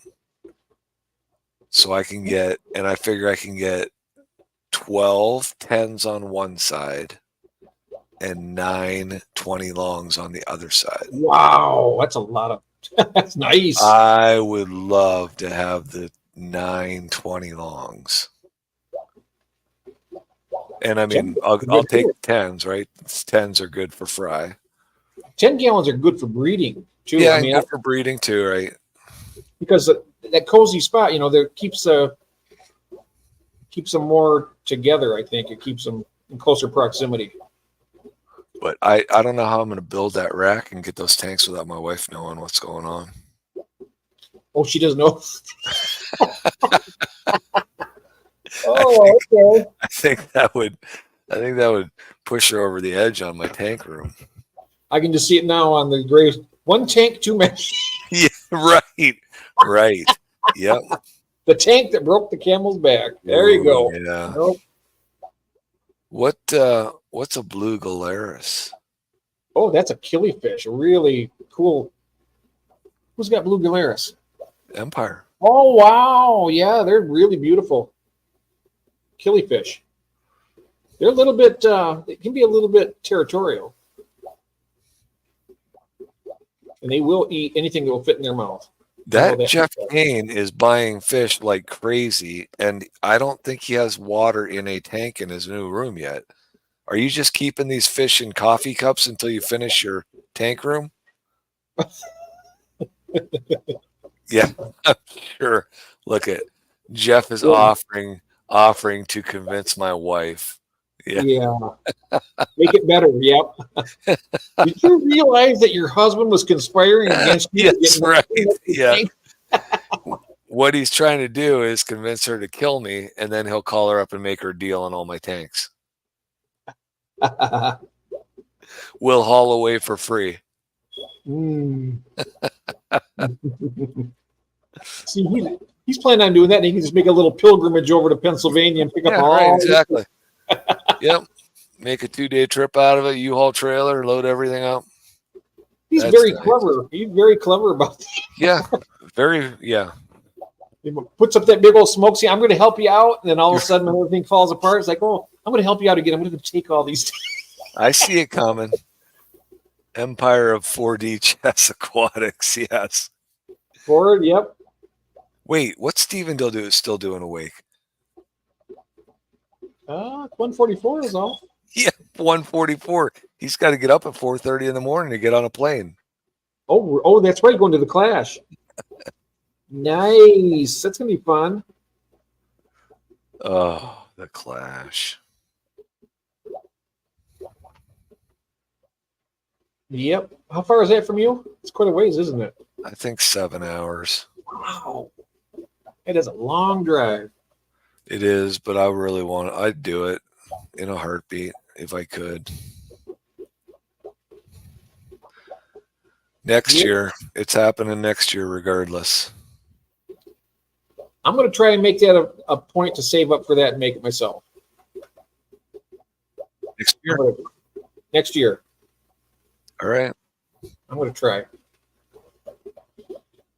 Would you fly? Yeah. I won't drive that far. Heck, you're probably 8 hours from me. Yeah, probably more. I think I'd be like 10 hours, I think.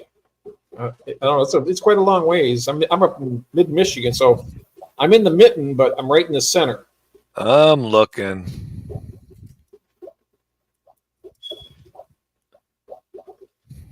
There's enough room in your basement for all the tanks. Yeah, I'm bringing them down here. I got 2 40-gallon breeders. I got to reseal. I've never done it before, so I'm going to reseal them, and hopefully they hold, and then I'll have. Hey, you know how far it is from your house to my house? Well, how far? Lansing to Erie is 5 hours and 7 minutes. Flying or no? Driving? That's driving. Whoa! 5 hours. So you can drive out here, spend the night, and then we'll make the drive to 5 hours long. 5 hours. Yeah, it's not too bad. I mean, is that too far? 8 hours is my limit. 8 hours of drive time is my limit. I mean, I can drive longer, but yeah, I can drive longer, but I usually pay the price. I just got to realize too, I don't want to get too far ahead of myself because I got to realize I got Kathy too, so I got to think about. Oh yeah, how that all plays out. Maybe her sister. Maybe she can go stay with her sister for a couple of days. Where's she at? Out at the cottage. It's about 45 minutes from here. I take Kathy when she's here. Right now, she's in England because she lived most of her life in England. So she just flew to England on the 29th, and she's there for 3 weeks, and she's coming back, and then yeah, but she flew over there. I think it was an 11-hour flight to get to England from here.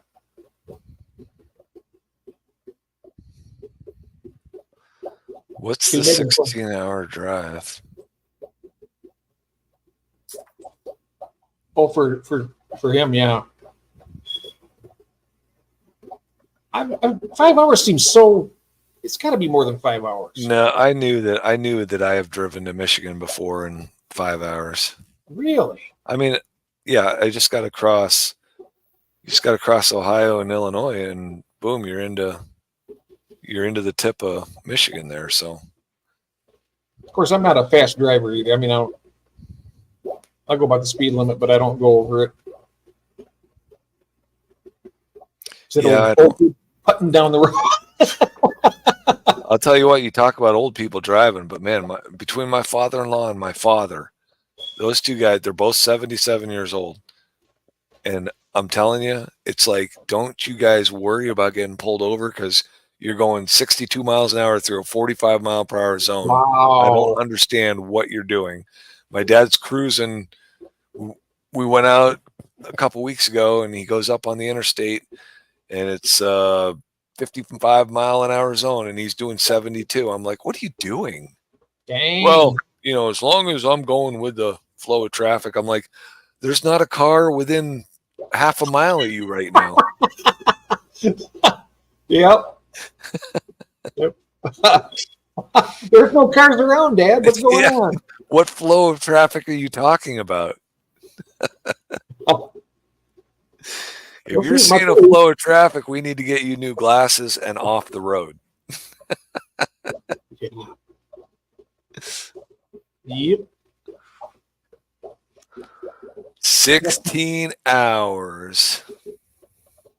Oh, I think Stephen I King's going to be left home alone. Oh, yeah. Christine, your dad is my kind of driver. Just the tip, though. My father-in-law is worse, but, you know, I'm not going to judge those old people. No. I'll be there someday. Christine says, your dad is my kind of driver. Yeah.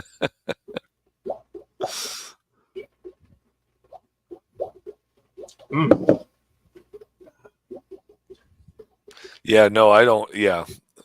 I cringe. I mean, I've gotten, I don't know, 3 speeding tickets in my life, and I just hate paying speeding tickets. Because when you think about it, what did that save you? Like 2 minutes on your drive? I've only had one speeding ticket since I've been driving. And that was the day before our wedding. I was rushing around to get the long stem red roses for my mom and her mom and the last minute details, right? And I'm flying around doing all this stuff. And I think I did 10 miles over in a 25. I was doing like 35. And right down at the bottom of the hill, Evel Knievel's down there, pulls me over.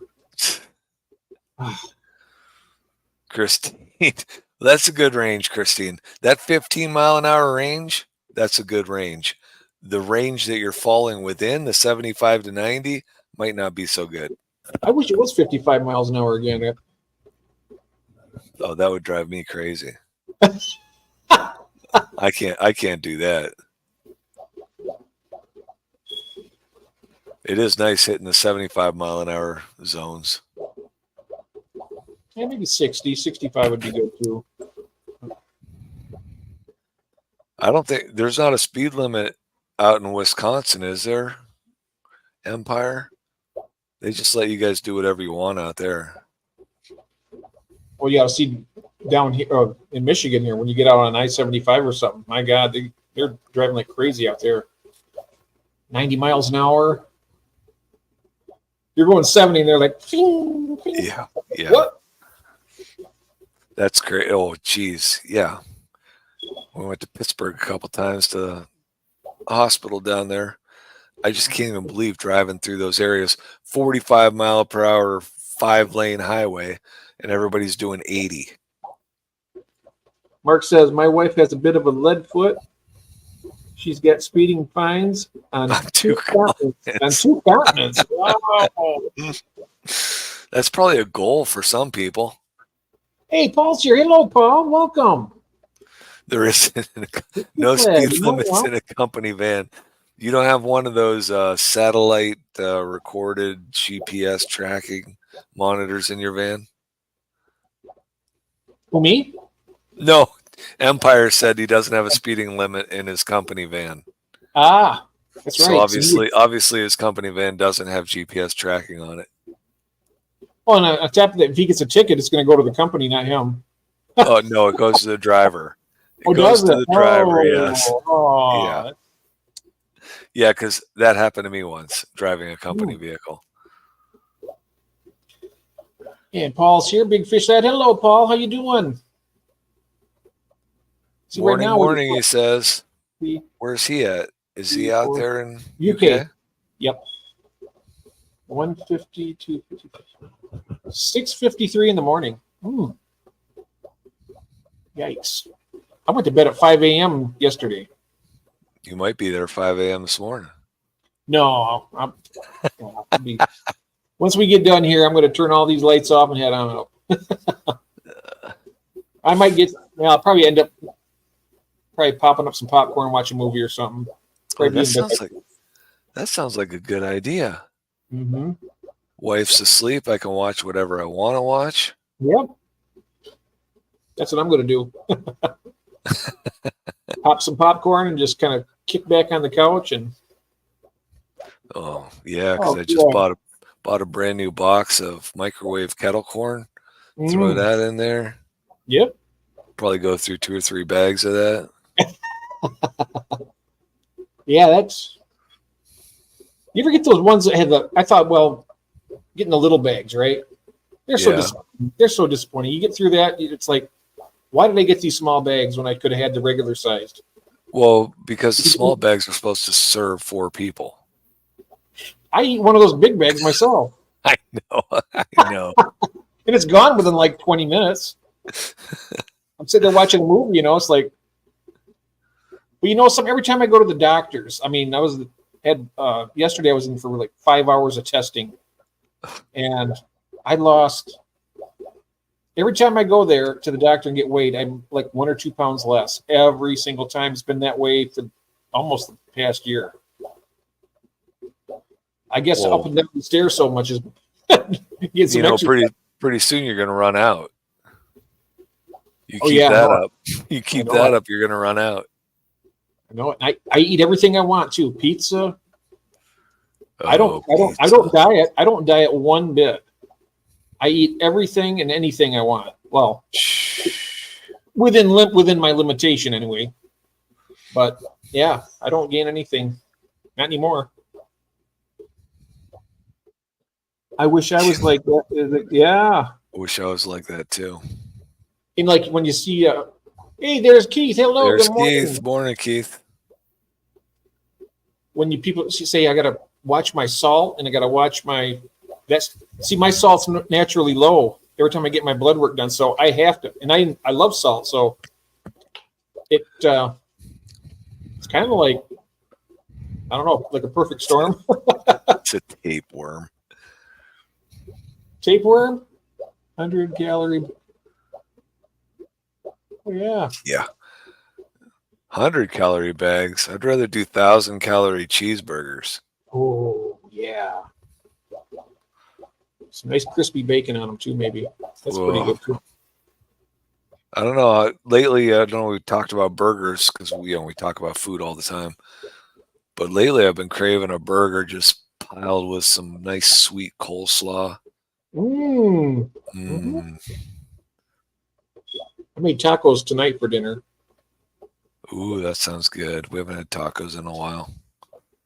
I got some really nice. Do you like avocados? I don't know. I mean, guacamole. I mean, yeah, I can eat them. It's not something that we have frequently at all, but. Well, my wife likes them on her tacos, so I got some nice avocados and we had some sliced on. That was good. Oh, J-Rock's. I was just going to say something about J-Rock. Food's coming up. Where's J-Rock? Yeah, here it goes. We had tacos too. Yep. He probably just sensed it. Ooh, gotta get in there. I swear J-Rock has tacos 3 times a week. Every time food comes up, he says, "Hey, we're having tacos." I'm pretty much the same, but it's pizza. It's like he's got a Taco Bell in his house. I tell you, I'd love to have a pizzeria in my house. I love it. Yeah, that would be. We gotta get yourself. You got plenty of room in the basement. You get one of those stone brick oven pizza makers for down there. Oh yeah, and a coffee maker too. And a fridge. And you gotta have a fridge. Yeah, you don't want the beer fridge though, right? You want a Mountain Dew fridge? Yeah, Mountain Dew and Coca-Cola. Yeah. I don't mind beer. I mean, I just don't drink it anymore because, well, something. The thing of it is I can't because I have asthma, And if I drink with my asthma medication, it makes it like really bad. So. Yeah, J-Rock, taco something, taco fries, taco tots. He's always talking tacos. We had Carolyn fed the roofers. Their last day was yesterday, so she fed them lunch. She made meatballs. So meatball subs for lunch with them yesterday. Then I had a meatball sub for dinner last night. Then I had a meatball sub for lunch today. And there's still about 15 meatballs left. So guess what I'm having for dinner tomorrow? Some meatballs, yep. And then my father-in-law brings over half of a meatloaf that he made. Nice. I'm like, of all the times to bring over some meatloaf, you do it when I got 3 pounds of meatballs in the fridge. Ooh, BLTs. Oh man, I gotta do that. On day 3 of COVID or something similar. Oh no, Keith, that's terrible. Look at that. He's got the green face going. I woke up this morning, thought I had a head cold or thought I had COVID because it went through part of our family about 3 weeks ago. Oh. Yep. I've never got it. I better knock on wood. I think I've had it 3 times. My brother got it when it first hit. He got it real bad, and he got what was called that long haul COVID. Yeah. So he was like it because he was born with asthma also. So it went a long time for him. I know a guy. He couldn't even talk. He couldn't even breathe hardly. I know a guy that still hasn't gotten his taste back from 2 years ago. Oh, that would suck. Yep. All this talk of food. Everything, pretty much everything tastes the same, except he can taste dark chocolate. Ooh, that's cool. Yeah, at least he can taste something. He Sound said like bacon's just starting to come back too. But still, nothing tastes like it ever did before. That would suck. That would absolutely suck. Mm-hmm. Especially when you have all that delicious food that we're talking about all the time, fish pizza. Double-decker tacos are my go-to taco. Double-decker taco? I've never heard of a double-decker taco. What do you do? Pack a shell and then slide another one into it? How do you even make that happen? A double, or you just take 2 tacos and put them together and take a big one? Yeah. Wow, double-decker tacos. Okay, what is he saying here? Stephen P., I make the roasted Liberty Tree. Food. Oh, and Disney. The wine sauce, everything. And the bacon wrapped meatloaf with the wine barbecue sauce. That sounds really good. Yeah. So J-Rock does stuff and J-Rock cooks. Yep, because he does stuff. He does stuff. I'm a soft taco kind of guy. I'd rather have a soft taco than have to deal with a crunchy shell. I like both. If I do a crunchy shell, I'd rather have a taco salad. Now I love taco salads too, yeah.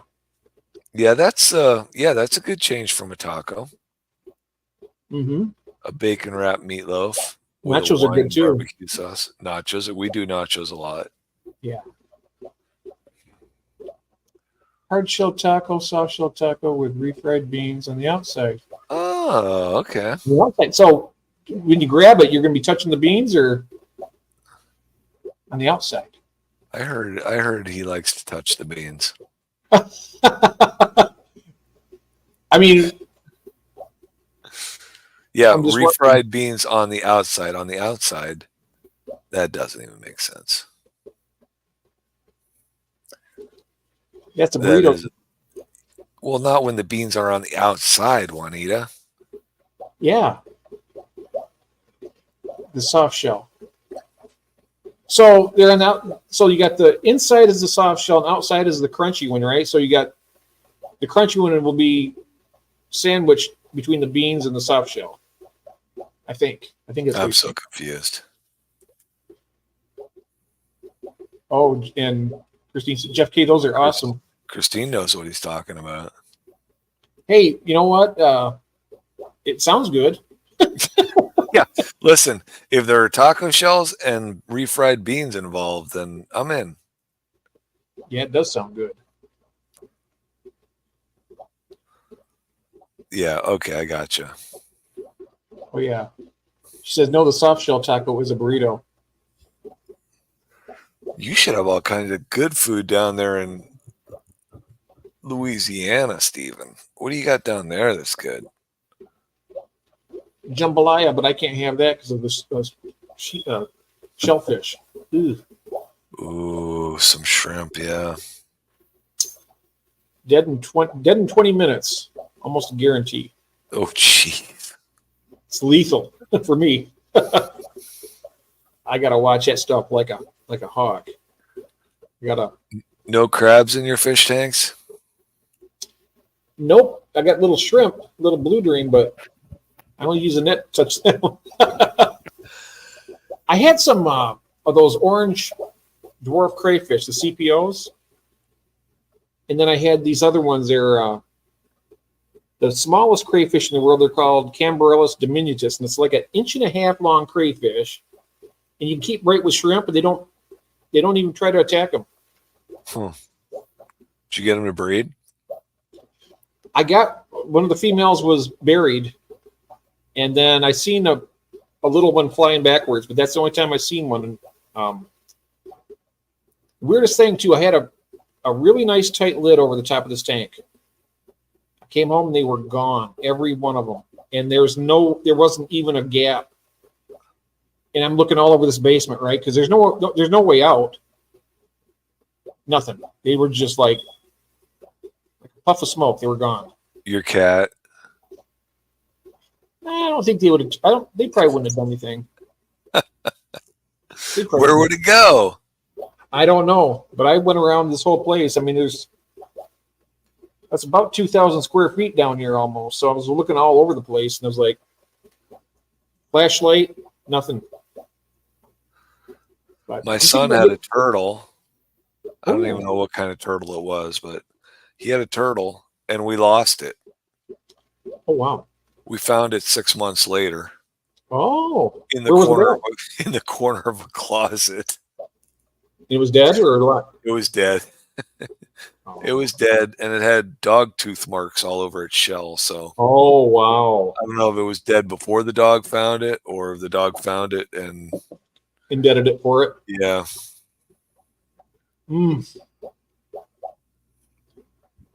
Yeah. Food trucks were the best food we got is a food truck. So if you can't cook, you're eating bad here. Oh wow. Now you're in Texas, right, J-Rock? He's in Colorado. Colorado. Oh, that's right. That's right.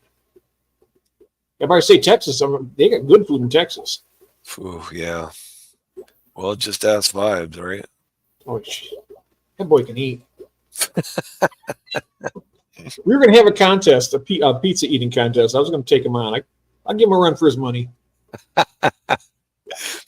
my one buddy, I try and watch football with him as often as I can. He's a quadriplegic, stuck in a bed. Oh. And back before he got stuck in the bed, he was in a wheelchair. He could get around. And he says, we were just talking, I was over there a couple weekends ago watching a game with him, and he said, do you remember when you used to come over to my house and I'd have you pick up a big pizza and you'd bring it over and I'd tell you, will you just lay me out one piece before you finish that whole pizza?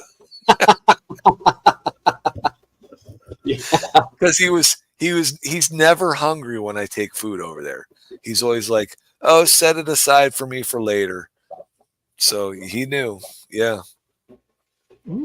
He's like, will you please set a piece of pizza aside before you eat the whole thing?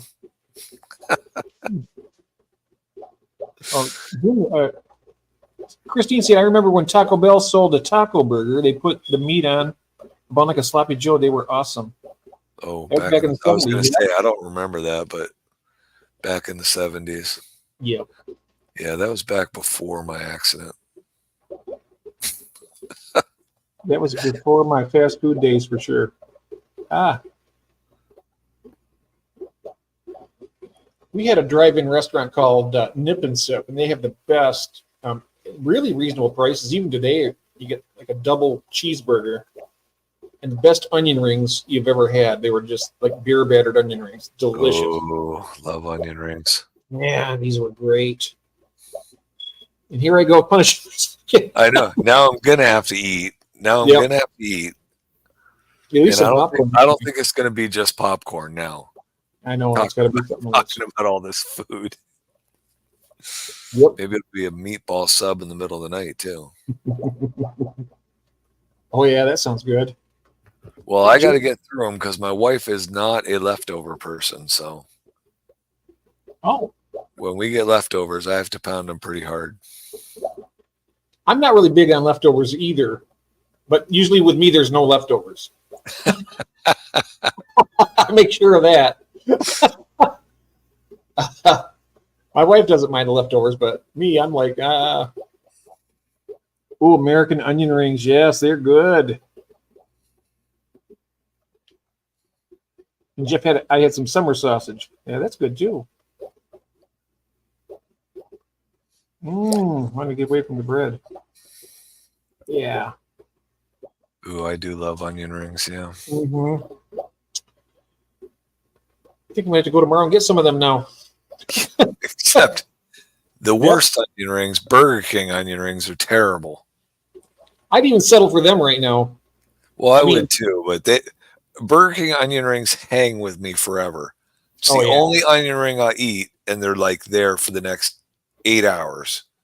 These ones that the onion, they use Vidalia onion, so it's nice sweet onion in the beer batter. Oh, man, they're good. So good. We've been making a lot of fresh cut fries. Oh yeah. Do you have one of those air fryers? I have the air fryer, yes. Oh, yep. I want to get one of them. Yep. Fresh cut fries in the air, throw a little olive oil on them, put different types of seasoning on them, throw them in the air fryer. Yeah. I've got to get one of those, one of them. I wasn't going to get one, but I got one for free, so. A&W onion rings are pretty good too, yeah. We haven't. You got A&Ws over there? Oh, yeah. Oh, we don't. Oh, man. I'm sorry. Yeah, so am I now. Yeah. And the burgers are really good there too. Yep, I'm still sorry. Yep. Now I am going to bed. You all got me sidetracked long enough. Good night, kiddo. Good night, Juanita. Night, Juanita. Have a nice evening. When I get my mollies built up, I'm going to send you some. I promise. And Jeff. We were not going to get an air fryer because, I always did just roasted, cut up like sweet potatoes, regular potatoes, onion chips. I do roasted veggies in the oven. And I'm like, we don't need an air fryer because it's one more thing on our countertop. I can't stand it. But then we got one for free. And I use it probably every other day. So. Wow, yeah. It's a handy appliance. I'd be using it all the time too. I'd make all kinds of great stuff. The only thing, it should be the size of your oven. What's that now? It should be the size of your oven. You should be able to do more than just a little, like you can cut up like 1 or 2 potatoes and throw them in there. You can't cut up 8 potatoes and do them all. You got to do them a little bit at a time. That's all right. I can do a couple big, a couple of potatoes there. Yeah, I think that originally it said keep everything layered, but I'll stack those fresh cut fries in there. I'll cut them up and put them in there 3 deep, and then I'll just spoon them and spin them every 5 or 6 minutes. Mm-hmm. They get brown. They get crispy if you leave them in there long enough. J-Rex says the air fryers make you want to throw the microwave in the trash. Well, you got to have that for the popcorn, though, that I'm going to have tonight. That's true, right? Gotta have it for that. Yeah, popcorn and the microwave does have its place. My mom would make popcorn and she'd make homemade fudge, and we have popcorn and fudge together. Oh, it's so good. Oh, I haven't had good fudge in a long time. Mackinac Island, they got the best fudge in the world, I think. Go up to the island and man, it's good. They got the peanut butter fudge, they got the chocolate, they got some with walnuts in it. That's so good. Goat milk fudge is good.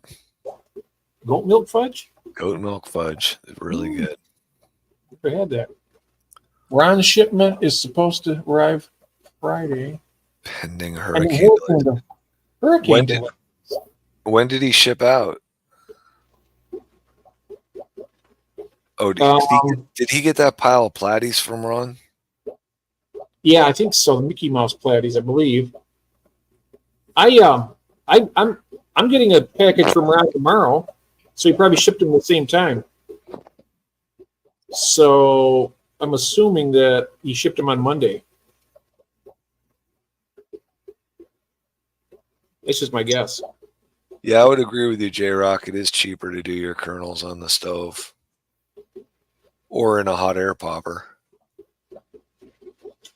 Flavored popcorn salts. I just like butter and regular salt. Yeah, I wouldn't say nothing. You know, so I always have this little sweet tooth on me, and so I really love kettle corn.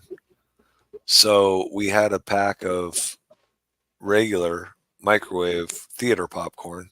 So when I get a bag of microwave, I always shake it up good to mix up the butter and salt. Mm-hmm. Well, I'd open the bag and pour in about, I don't know, a couple of teaspoons of sugar and then shake it all back up. Ooh. Perfect. Oh, Sweeten wow. it right up. Do it at home, kettle corn.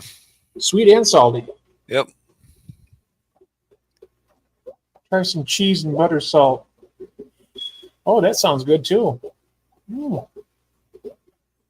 I do that. Yes. Yeah, I did. I'd always pass by those. We used to always keep those popcorn flavoring salts, and haven't done that in a long time. Mm. Did he just send you the tracking number, Jeff K? He sent me a tracking number. Today he did? Yeah. Because Jeff thought that he had a doctor's appointment yesterday, so they probably shipped out today. Oh, Ron had a doctor appointment yesterday? Yeah, Jeff thinks he did, yeah. Oh. I think I do remember him saying something about that too. Yep. He said Oh, he got Mickey Mouse and swords. Got platies and swords. just the males though. He didn't have any females. Oh, that's right. Of both? Oh, just the swords. Just the swords. Yeah, just males. I seen females in the tank, but I think they're probably he wants to keep them for breeding. I would assume. I don't know. I really don't know. It might have been a swordless male too. You never know. I got my first platies, so. I've never had platies yet either. I've never had a platy yet. But I want to get some. Ollies. I want to get one of those Nezzy sword tails. They're green and they got like black spots on them. I don't know if Jeff has one. Do you have those, Jeff? The Nezzies sword tails? Oh, you're getting some of the females from Mike. Okay. Nice. Those little Nezzies are. Oh, you got those. Do they breed well for you, Jeff? I would really love to get a pair of those or a trio. Maybe we can do a trade for the mollies, and then a little money on top of it. And then another 6 weeks, right? 6 weeks, you'll be ready to get rid of those? Nezzies and Milleray, yep. I like the little Nezzies, though. The best. What are those, mollies? No, they're sword tails. Sword tails, yeah, okay. If you look up the, you know what? I'll bring a picture up, actually. Okay. I can do that. I can do that. It'll take a second.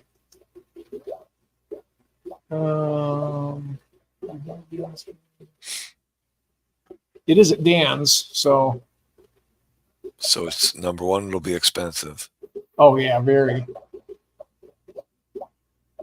Dan's Fish. There it is.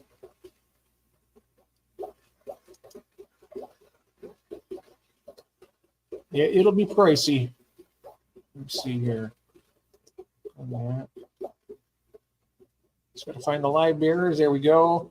Wild type, non-guppy. I was just about to say, is Stephen P still awake? and he just posts. Let's see here. Down. Here we go. Wow. Okay. So I've got to come back here and share this. Stephen P made popcorn. Did he? Because you said popcorn one too many times. Ah, there you go. It's good stuff. And Empire's willing to trade. I'll check these out. You can. That's all right. You can wait till earlier in the spring, because Just Mollies aren't ready yet, anyways. Yep. There you go. You can enter and put that on the stage. Do you see him there? Yep, I see him. All right. So yeah. Look at them. I absolutely love those. So that aquarium glacier, that's in Europe, isn't it? Germany? Germany, yep. So he's bringing those in from Germany. One male, one female, $99. Oh, my goodness. I mean. And you have those, Jeff Kane?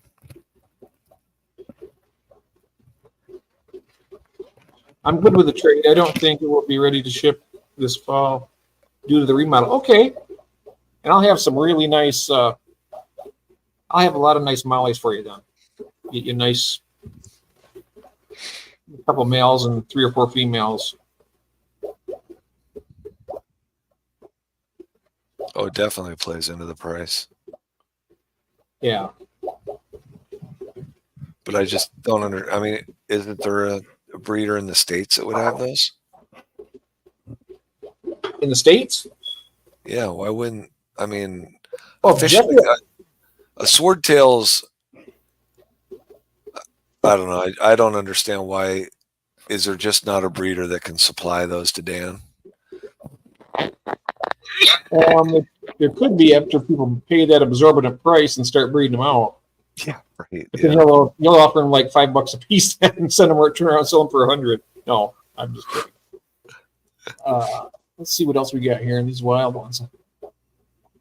I like this right here, this Liberty Molly. Check that out. How is Keith doing? Has anybody heard from him lately? I haven't seen him in a room in a bit, in at least a couple of weeks, I don't think. I haven't seen him in a chat. It's been over a week, yeah. Look at these Liberty Mollies.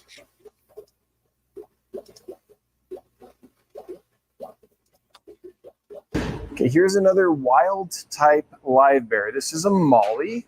This is Poselius salvatoris, the Liberty Molly. And they're doing really well. They've gained a lot of weight since we brought them in.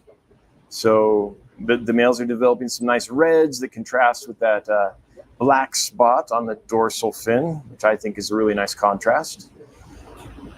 Of all the wild type mollies, this might be my favorite. I like the reds on them and the constant activity. This is a super active fish. Should say so. Yeah. Almost too active. It was kind of like making me a little bit. Yeah, nauseous. Yeah. Yes. Here's the black chin live bear, the Metallicus. Been hearing a lot about these lately. Look at that. It's kind of cool looking. Empire says that he thinks Skull is working with Liberty Mollies.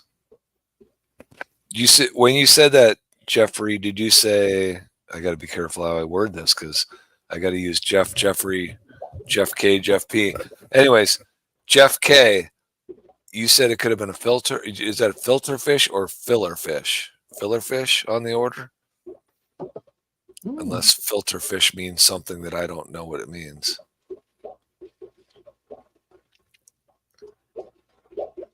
No. Let's see here. I think they had the ones you have here too. Let me go down here. Is there Malari? He's asking for the Miller or what? Miller? What is that? Millerai? Are these the ones that you got? The Cape Mako library. These are the. I think these are the ones from Cuba, aren't they? Who are you talking to? Me? I'm talking to you. Yeah, I'm talking to you. Oh, I got Cuban Limias.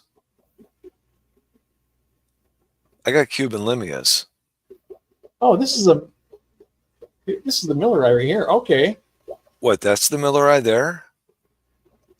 this is Zysosphorus Millerai. Yep. Come back here and see what else we got. Hi, Rainer. The Montezumas. They have a really long sword on these. Look at them. These are the Montezuma sword tails. Look at that sword there. Holy crap. It's longer than its body. Yes, it is. So was that the Millera? This is the Montezuma. No, but did you have the Millera up? I did. I'll go Okay. back. This is the Miller right here. Oh, that is okay. Oh, there. Okay. And this is our breeding colony of Zophophorus milleri. So he does We've do some thinned the breeding plants there, huh? recently. He does what? So now we can actually Dan see. does do some breeding there, huh? Yeah, I think. Yep. I think he breeds fish that will breed for him in a tank. Yeah. Yep. But I don't think he goes out of his way. I think he just the Right. fish do the breeding and he just kind of Yeah. The fish. cool. Look at those big chunky fish. Not bad. I like these ones right here. Hellerai. Yeah. It's cool. That sword looks like it's green. The Rio Atoyak. Mm-hmm. Yeah, that's really beautiful. That They is got- pretty cool. Yeah, it's some, but yeah, limited. Yeah, I don't think he works hard for his breeding projects, just because they don't have time or people. I want to find the Cuban lemons here. They got to be here somewhere. They must be down. They have to be down in the down there. They are. They're Cuban mine. Yep. Limias, the Vitata. That's what you I got, right? Yep. Oh, they're nice. Okay, here's one of our colonies of Limia vittata, a nice wild type live bear that you don't see around very often. And let me go show you another colony of these that we have. Here's the second colony of these that we have. I like those. I like these. I think the black mottled kind of contrast on the light colored body is nice. And they do develop some nice yellows and oranges. I don't know if it's coming through on camera. And they aren't as fired up today as they were yesterday. Yeah, mine are But not some colored nice up. color on these guys. I think they're pretty. Yours are what? Mine have not colored up at all. They're small. Check out this Belize purple tail platy. From Belize. Okay, here's another wild type platy. This is Zophophorus maculatus. These are the purple Baileys. So it's a wild strain, almost never available, pretty darn expensive. But I think there's a lot of possibilities using this fish to either just line breed here and keep them wild and true, or to cross over to some of the domesticated maculatus platies. Wild and Get some true. You neat wanna color mess variations. those up. Why would you want to do that? I wouldn't want to do that. Well, look at these over here. These are kind of cool. Look at these little dwarf Merry Widow pair. Look at them. They're nice little. Look at that dorsal fin there. Huh. It's pretty cool.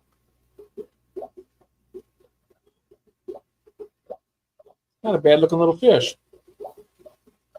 Nope. That's a good looking fish. There's the tiger teddies that were so hot a while back. I don't know if they still are or not, but I like those stripes.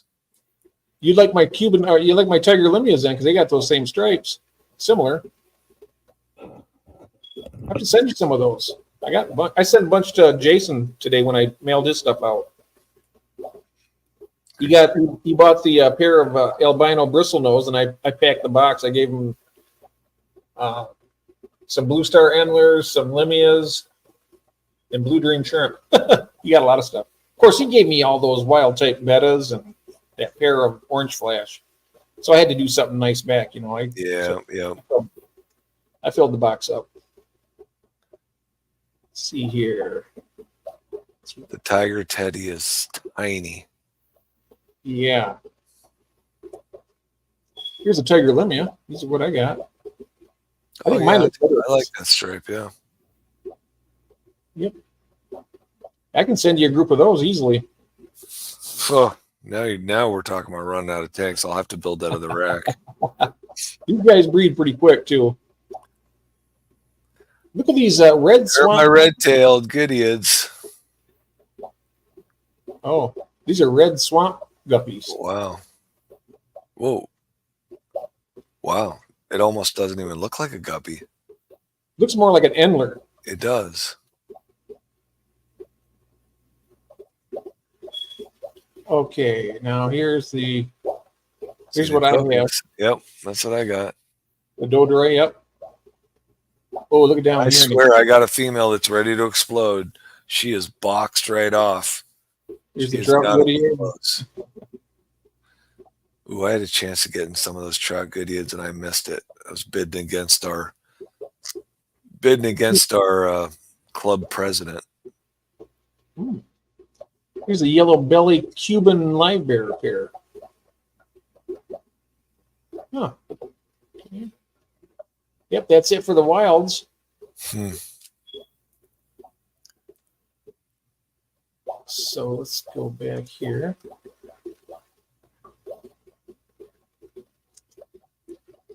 What's he got in there now for current guppies? Oh, you pulled up the non-guppies. Oh. Guppies and Endlers. Here we go. Always interesting to see what he has. Oh, that blue ivory one there. Platinum red. That turquoise guppy has got a phenomenal shine to it. These little black flame Endlers over here on the right are pretty cool. Hey, Bewizzle. Hey, Brandon, how you doing? It's Brandon. Good evening. Brandon, the degenerate fish keeper. Yep. Good guy. Oh, look at these. Wow. Yellow Galaxy Sunset. Those are nice. And look at this red dragon pair. $50. Yeah. Pretty expensive. They are. He brings in expensive guppies. I love this Santa Maria Endler over here on the right. It's half black and half red. Yep. Neon blue guppy. Gold.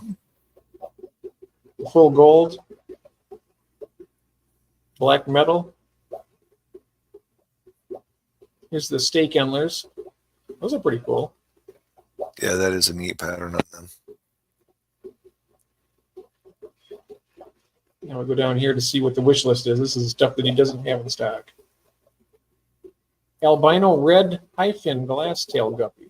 I like that he puts previous price on there now. They didn't used to do that. Yeah. It's not a bad looking guppy for $14.99. Now that's a good deal right there for a pair. Or is that just for a male? That's just for one. Oh, jeez. Yeah. $15. These are all just for males. It looks like there's a male and female, but it's $55 for the yellow cobras. Here's a red rosetail.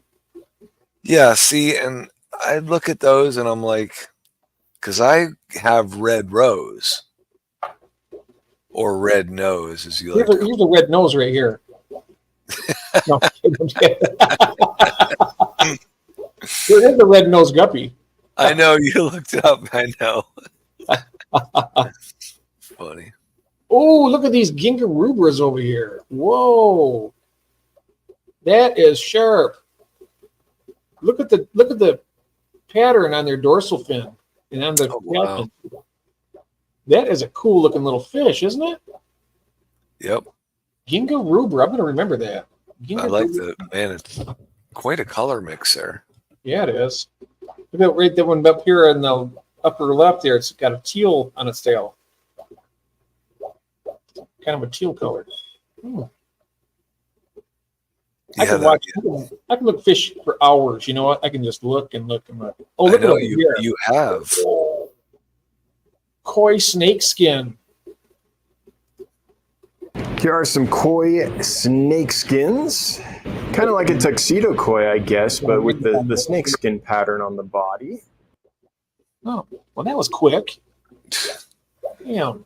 I've got some snakeskin bodies in my in my mutt guppy tank.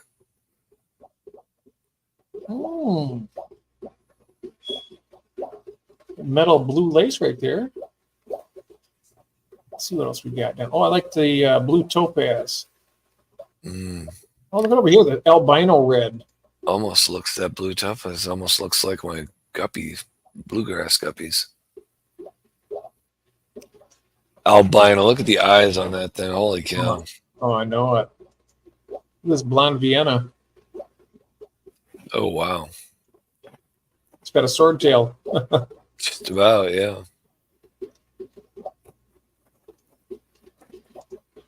This is the one you're talking about right here?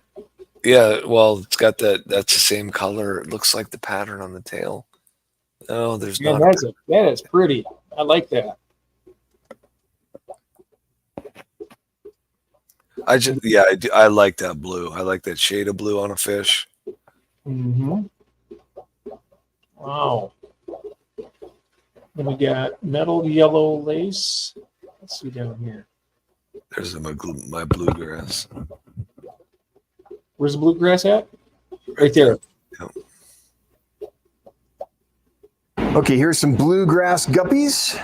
Wow. I think these guys are stunning. I've showed them once or twice before, and just like I did back then, I'm going to be quiet and let the fish do the talking because these are nice, mature boys, and they've got all their beautiful finnage. So that's females. That is what they look like. Females have some good color on their tail and dorsal as well. Super stunning fish. You can just see it on that. Why doesn't he offer the females with him? What is that? Just males only? That was for just males. Oh, bluegrass guppy female. Oh, females. Okay. Huh.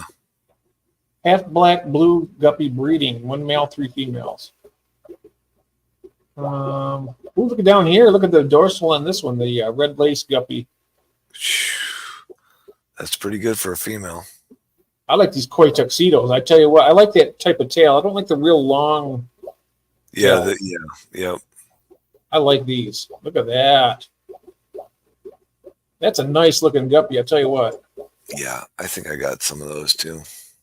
You have some of these?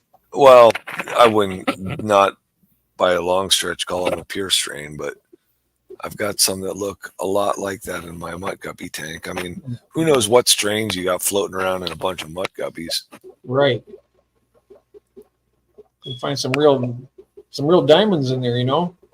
Yeah, you can if you want to take the time then to purify the strain. Albino. Like J-Rock's doing right now with a couple. He's got years into those things. He's got what? Years into refining some guppy strains. Oh, does he? Yeah. Yellow jungle print in there. Look at that. Ooh, that's cool.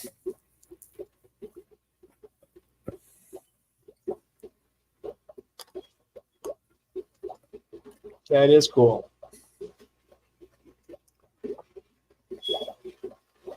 He's got a lot of snails in his tanks. You notice that? No, I didn't. He's got snails everywhere in all of his tanks. Yellow tuxedo. These are females. Wow, they're nice looking. If you get tired and don't want to continue with this, just tell me because I can go. I was actually just thinking about. I'm like Captain America. I can do this all day. Ooh, look at these. I like those. Look at that. Albino koi. That's a lot of color. Very nice. Ooh, look, the ones on the right here. These are the blue snake skin. I don't know. I see one guppy and then I really like it, and then I'll see another one and I'll be like, ah. Then I'll come back to the one that I thought I liked before, and I'm like, oh, now my taste has changed. Yeah. Look at these, the green snake skin. These are pretty cool. Wow. I like those. Are nice. It's got that blue in it that I like. Yep. And that tail is so contrasting. Nice. June's done with the laundry. She didn't do mine though, but She doing laundry? she's back. Laundry's all caught up, she says. Well, you've been missing all these nice fish, June. These fish are too small for her. Yeah. She'd keep me in with her Cory tanks. We gotta go down here. Oh, look at down here. Wait. Red blonde guppy. All right. Night, Steven, if you're still here. He's got to Good night, rest his Steven. eyes. He's got to rest his eyes for 20 minutes before he wakes up. Has to All climb right. Enjoy the Clash. Keystone Clash. Hey, there's Rainer. Hey, Rainer, how you doing? He's been here for an hour, Jeff. What have you been doing? I can't see it. I wasn't looking at this. I was looking at this with the screen here. Hey, Rainer, sorry about that. I now noticed you in there. Gosh, I'm Tequila Sunrise Guppy. Ooh, let's check these guys out. Those things are those come into our Pet Supplies Plus all the time. The Tequila Sunrise? Tequila Sunrise Guppies come into our Pet Supplies Plus, yes. They're not bad looking, are they? Is there a last price on those? There isn't, is there? Nope, not on this one. Because I think they're like $6.99. But that yellow, although I wanted to get some yellow in my mutt guppy tank, I wouldn't want that yellow. Now they got the prices on these in the previous. Yeah, every once in a while he has them on there, yeah. Yeah, it is. Oh, it's Israel. Oh. Dark yellow guppy pair, $9.99. Wow. Must have been trying to empty a tank. Must be, because that looks like something you'd sell for like $100. Yeah, right. Wow. Those are pretty cool. Look at the white dorsal on that. Rainer says hypnosis by guppies. Oh, yeah. Yeah, I could stare at my mutt guppy tank for a long time. Full red albino, full gold guppy, red mosaic. Let's see what else we got here. Oh, we're getting some endlers down here. Leopard endlers. Those are cool. Ooh, see, that black metal lace would be good, except that I paint all the inside of my tanks black. So, I painted only one of my tanks black. Mine are all blue, you know. Yep. I wish I would have painted that one blue, but I didn't have the paint. It makes everything just so dark in there. It does. You know what fish is out there that I really, really, really like? What's that? I love the green tiger barbs. Oh, I know it. Me too. There's just something about that color and that red nose and red on the dorsal, and that's the fish I would like to. And I have 2 of them left. I mean, I started with 9 or 10. I'm down to 2. Of these? No, of the green tiger barbs. Oh, wow. Because I've had them for, 2 or 3 years. I'm going to look at some barbs here. But yeah, that green tiger barb, I think that is just a gorgeous fish. Where are the barbs at here? Is that missing? Oh, separate barbs there. Let's see if he's got green tiger. I know he's going to have them down. Right there they are. Yep. That's blue velvet tiger barb. Oh, I never heard of those. Let's see if we can find an actual green. That does look a little different, doesn't it? Yeah, it does. 'Cause it's got the white belly. Yeah, it's still pretty interesting. Let's get down here.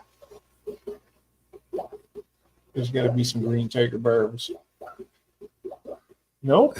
No. I mean, it's such a common fish, but Yeah, I think he. I don't know. I if do that- like those blue velvets. Well, they were selling for $12 a piece. Yeah, it's still up there. You can get a nice green tiger barb for like $4.99. Yep. Yeah, I was gonna say. Actually, I think they were. Last time I looked at them, there were only 4 in the tank. So I mean, I don't want to just buy 4, but I mean, they're getting $7 for a rosy barb, female. yeah, Jeff says that's what I would spawn them for too. I would spawn them for the LFS. Mm. Tiger barbs or green tiger barbs, because I mean everybody buys those, even though I mean I see the problem with those fish. Number one, they'll just wipe out their own group of 6 or 8 of them, but they also really like to pluck away at other fish fins. So, Yep. but yeah, I mean I've seen that. I mean I remember watching streams. I think Primetime Aquatics always talks about when he does a thing on those tiger barbs. You can't have less than 10 of them. They're just going to start picking each other off. Here's Sure what I enough, want to they had about 8 of them, and they did. Not at that price. Monocara bimaculata. $100 a piece. No, it's for a pair, male and female. That's Oh. it's still expensive. But look at that. I mean, they're pretty cool fish. They only get about 3 inches long. I think. I was watching. You were up. You were. Oh, I don't know when you were. I mean, you were doing one of these your fish studies, Yeah. whatever you call it, fish shopping. Your fish shopping. Yep. And you pulled up that yellow Acara. Oh yeah, that's in here. That is that's a gorgeous fish. That's in here somewhere. There's a Royal Acara. That's pretty cool too. It's similar, isn't it? That yellow is just. I don't know where I ever saw that, but Oh yeah, I remember that now. I think it was here. I think it was on Dan's Fish. I gotta look at these little checkerboards. These are cool too. Oh, those are cool. Look at the fins on them. All right, and Wait, you're Jeff Kane. Guppies do also what? Pick each other off? guppies do also. I don't know what he was saying. He said guppies do also, and I don't know. Oh, probably to sell to the LFS, I would imagine. Oh yeah, There it is, yellow Acara. Look at that that. thing. I love that thing. Me too. If I ever got into a fish like that, although I am getting some Apistos, so now, but the Apistos I'm getting are, how big's this one get? Do you know? I think this is like a fairly small species. Price. Let me ask. I'm going to look it up on my phone. Pick fins, he says. Guppies also pick fins. Yeah, I guess. Yeah, I can see that. Size. All right. That's a yellow Acara. So go. 18 centimeters. So 10 centimeters is 4 inches. Oh wow. So probably about 6-7 inches. Yeah, that's bigger than I want to get into. Yeah, But that is a pretty fish. it is gorgeous. Too bad it didn't grow to like 3 or 4 inches maximum. Oh, that would be perfect. I mean, look at the eyes even. Yep. There's one kind of drab. That's a non-nuptial dress. Oh, really? That's wow. What a difference. And there it is, male in nuptial dress. He's breeding dress there. What a difference. Look at the female. You can definitely tell when they're ready to breed anyway, huh? Apparently, yeah. Dang. Now over here, I don't know if Paul's still here or not, but these are he has these. These pictures right here don't do this fish justice. These are really colorful. They only get to about 2.5 to 3 inches. The Uruguay, Lady Cara. Huh. And I would love to get some of these. But these little guys are so expensive. They're like $29 a piece. They're crazy. They're crazy expensive. It adds up so fast. Huh?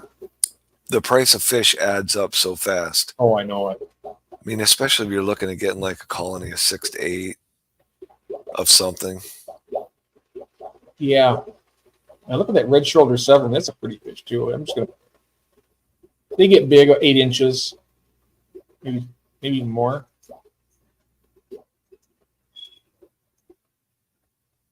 It doesn't look like the same fish even. There you go. Right. It didn't look like the same species. Oh, here's a little dwarf here. I like these too. I mean, it's not spectacular or nothing, but it's interesting little guy, you know. They stay real small. Just check to see if we have anything there. Oh, that red hump earth eater. Yeah, he's real attractive.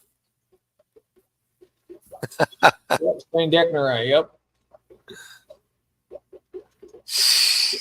Look at that. Wow.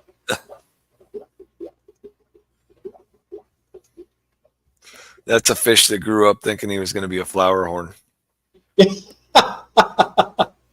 Man, without steroids. Yeah, he didn't get the steroids like the other ones did. Wow. Oh, all right. I'm getting close here. Okay. All right. I gotta look at this flag cichlid here. That is pretty cool looking. Well, look at that black stripe across him. Yeah, I know it. This is a festivum. That's one of the prettiest ones I've ever seen. Festivus for the rest of us? Yes, Festivus for the rest of us. All right, so I'm going to pop out of this. Bam. Oops, no. There. And then back here. Okay. Well, that was fun. That was fun. Melvin's here. Hey, Melvin. Melvin's back again. Looking at the fish with us. Nice. That was fun. Everybody goes and does something, comes back and says, those guys are still on? Oh, yeah. Yep, we're still on. We're looking at fish. I know. I love waking up in the morning when I fall asleep at a decent hour. I love waking up in the morning and see if my buddy Jeff Pelham was on last night or not. What I missed last night, I want to know. Last night? No, I don't. Were you on last night? Yeah, you were on last night. Yeah. I think we looked at fish last night too, didn't we? Or last night I slept through it. Last night I fell asleep. Oh, that's right. Or was that 2 nights ago? No, I don't even remember. I don't remember either. But Rainer says get pygmy sunfish. That would be cool. Oh, yeah. Hey, Jeff, I'm back. Yes, it was fun. Yeah, I enjoyed doing that. Well, if I can get... That's nice. Yeah, that was fun. How many hours do you get on StreamYard a month? 20. Oh. I go, and I've recently been going through all I'm out of my hours right now. I don't get them back until the 4th. So whenever you got your StreamYard, you'll get the same day every month. In other words, if it's the 2nd, you'll have the second. Gotcha. Yep. Yeah. So now you have to really watch for those auctions then. Well, as long as you got a half an hour, you can go on I can do a 5-hour auction or whatever.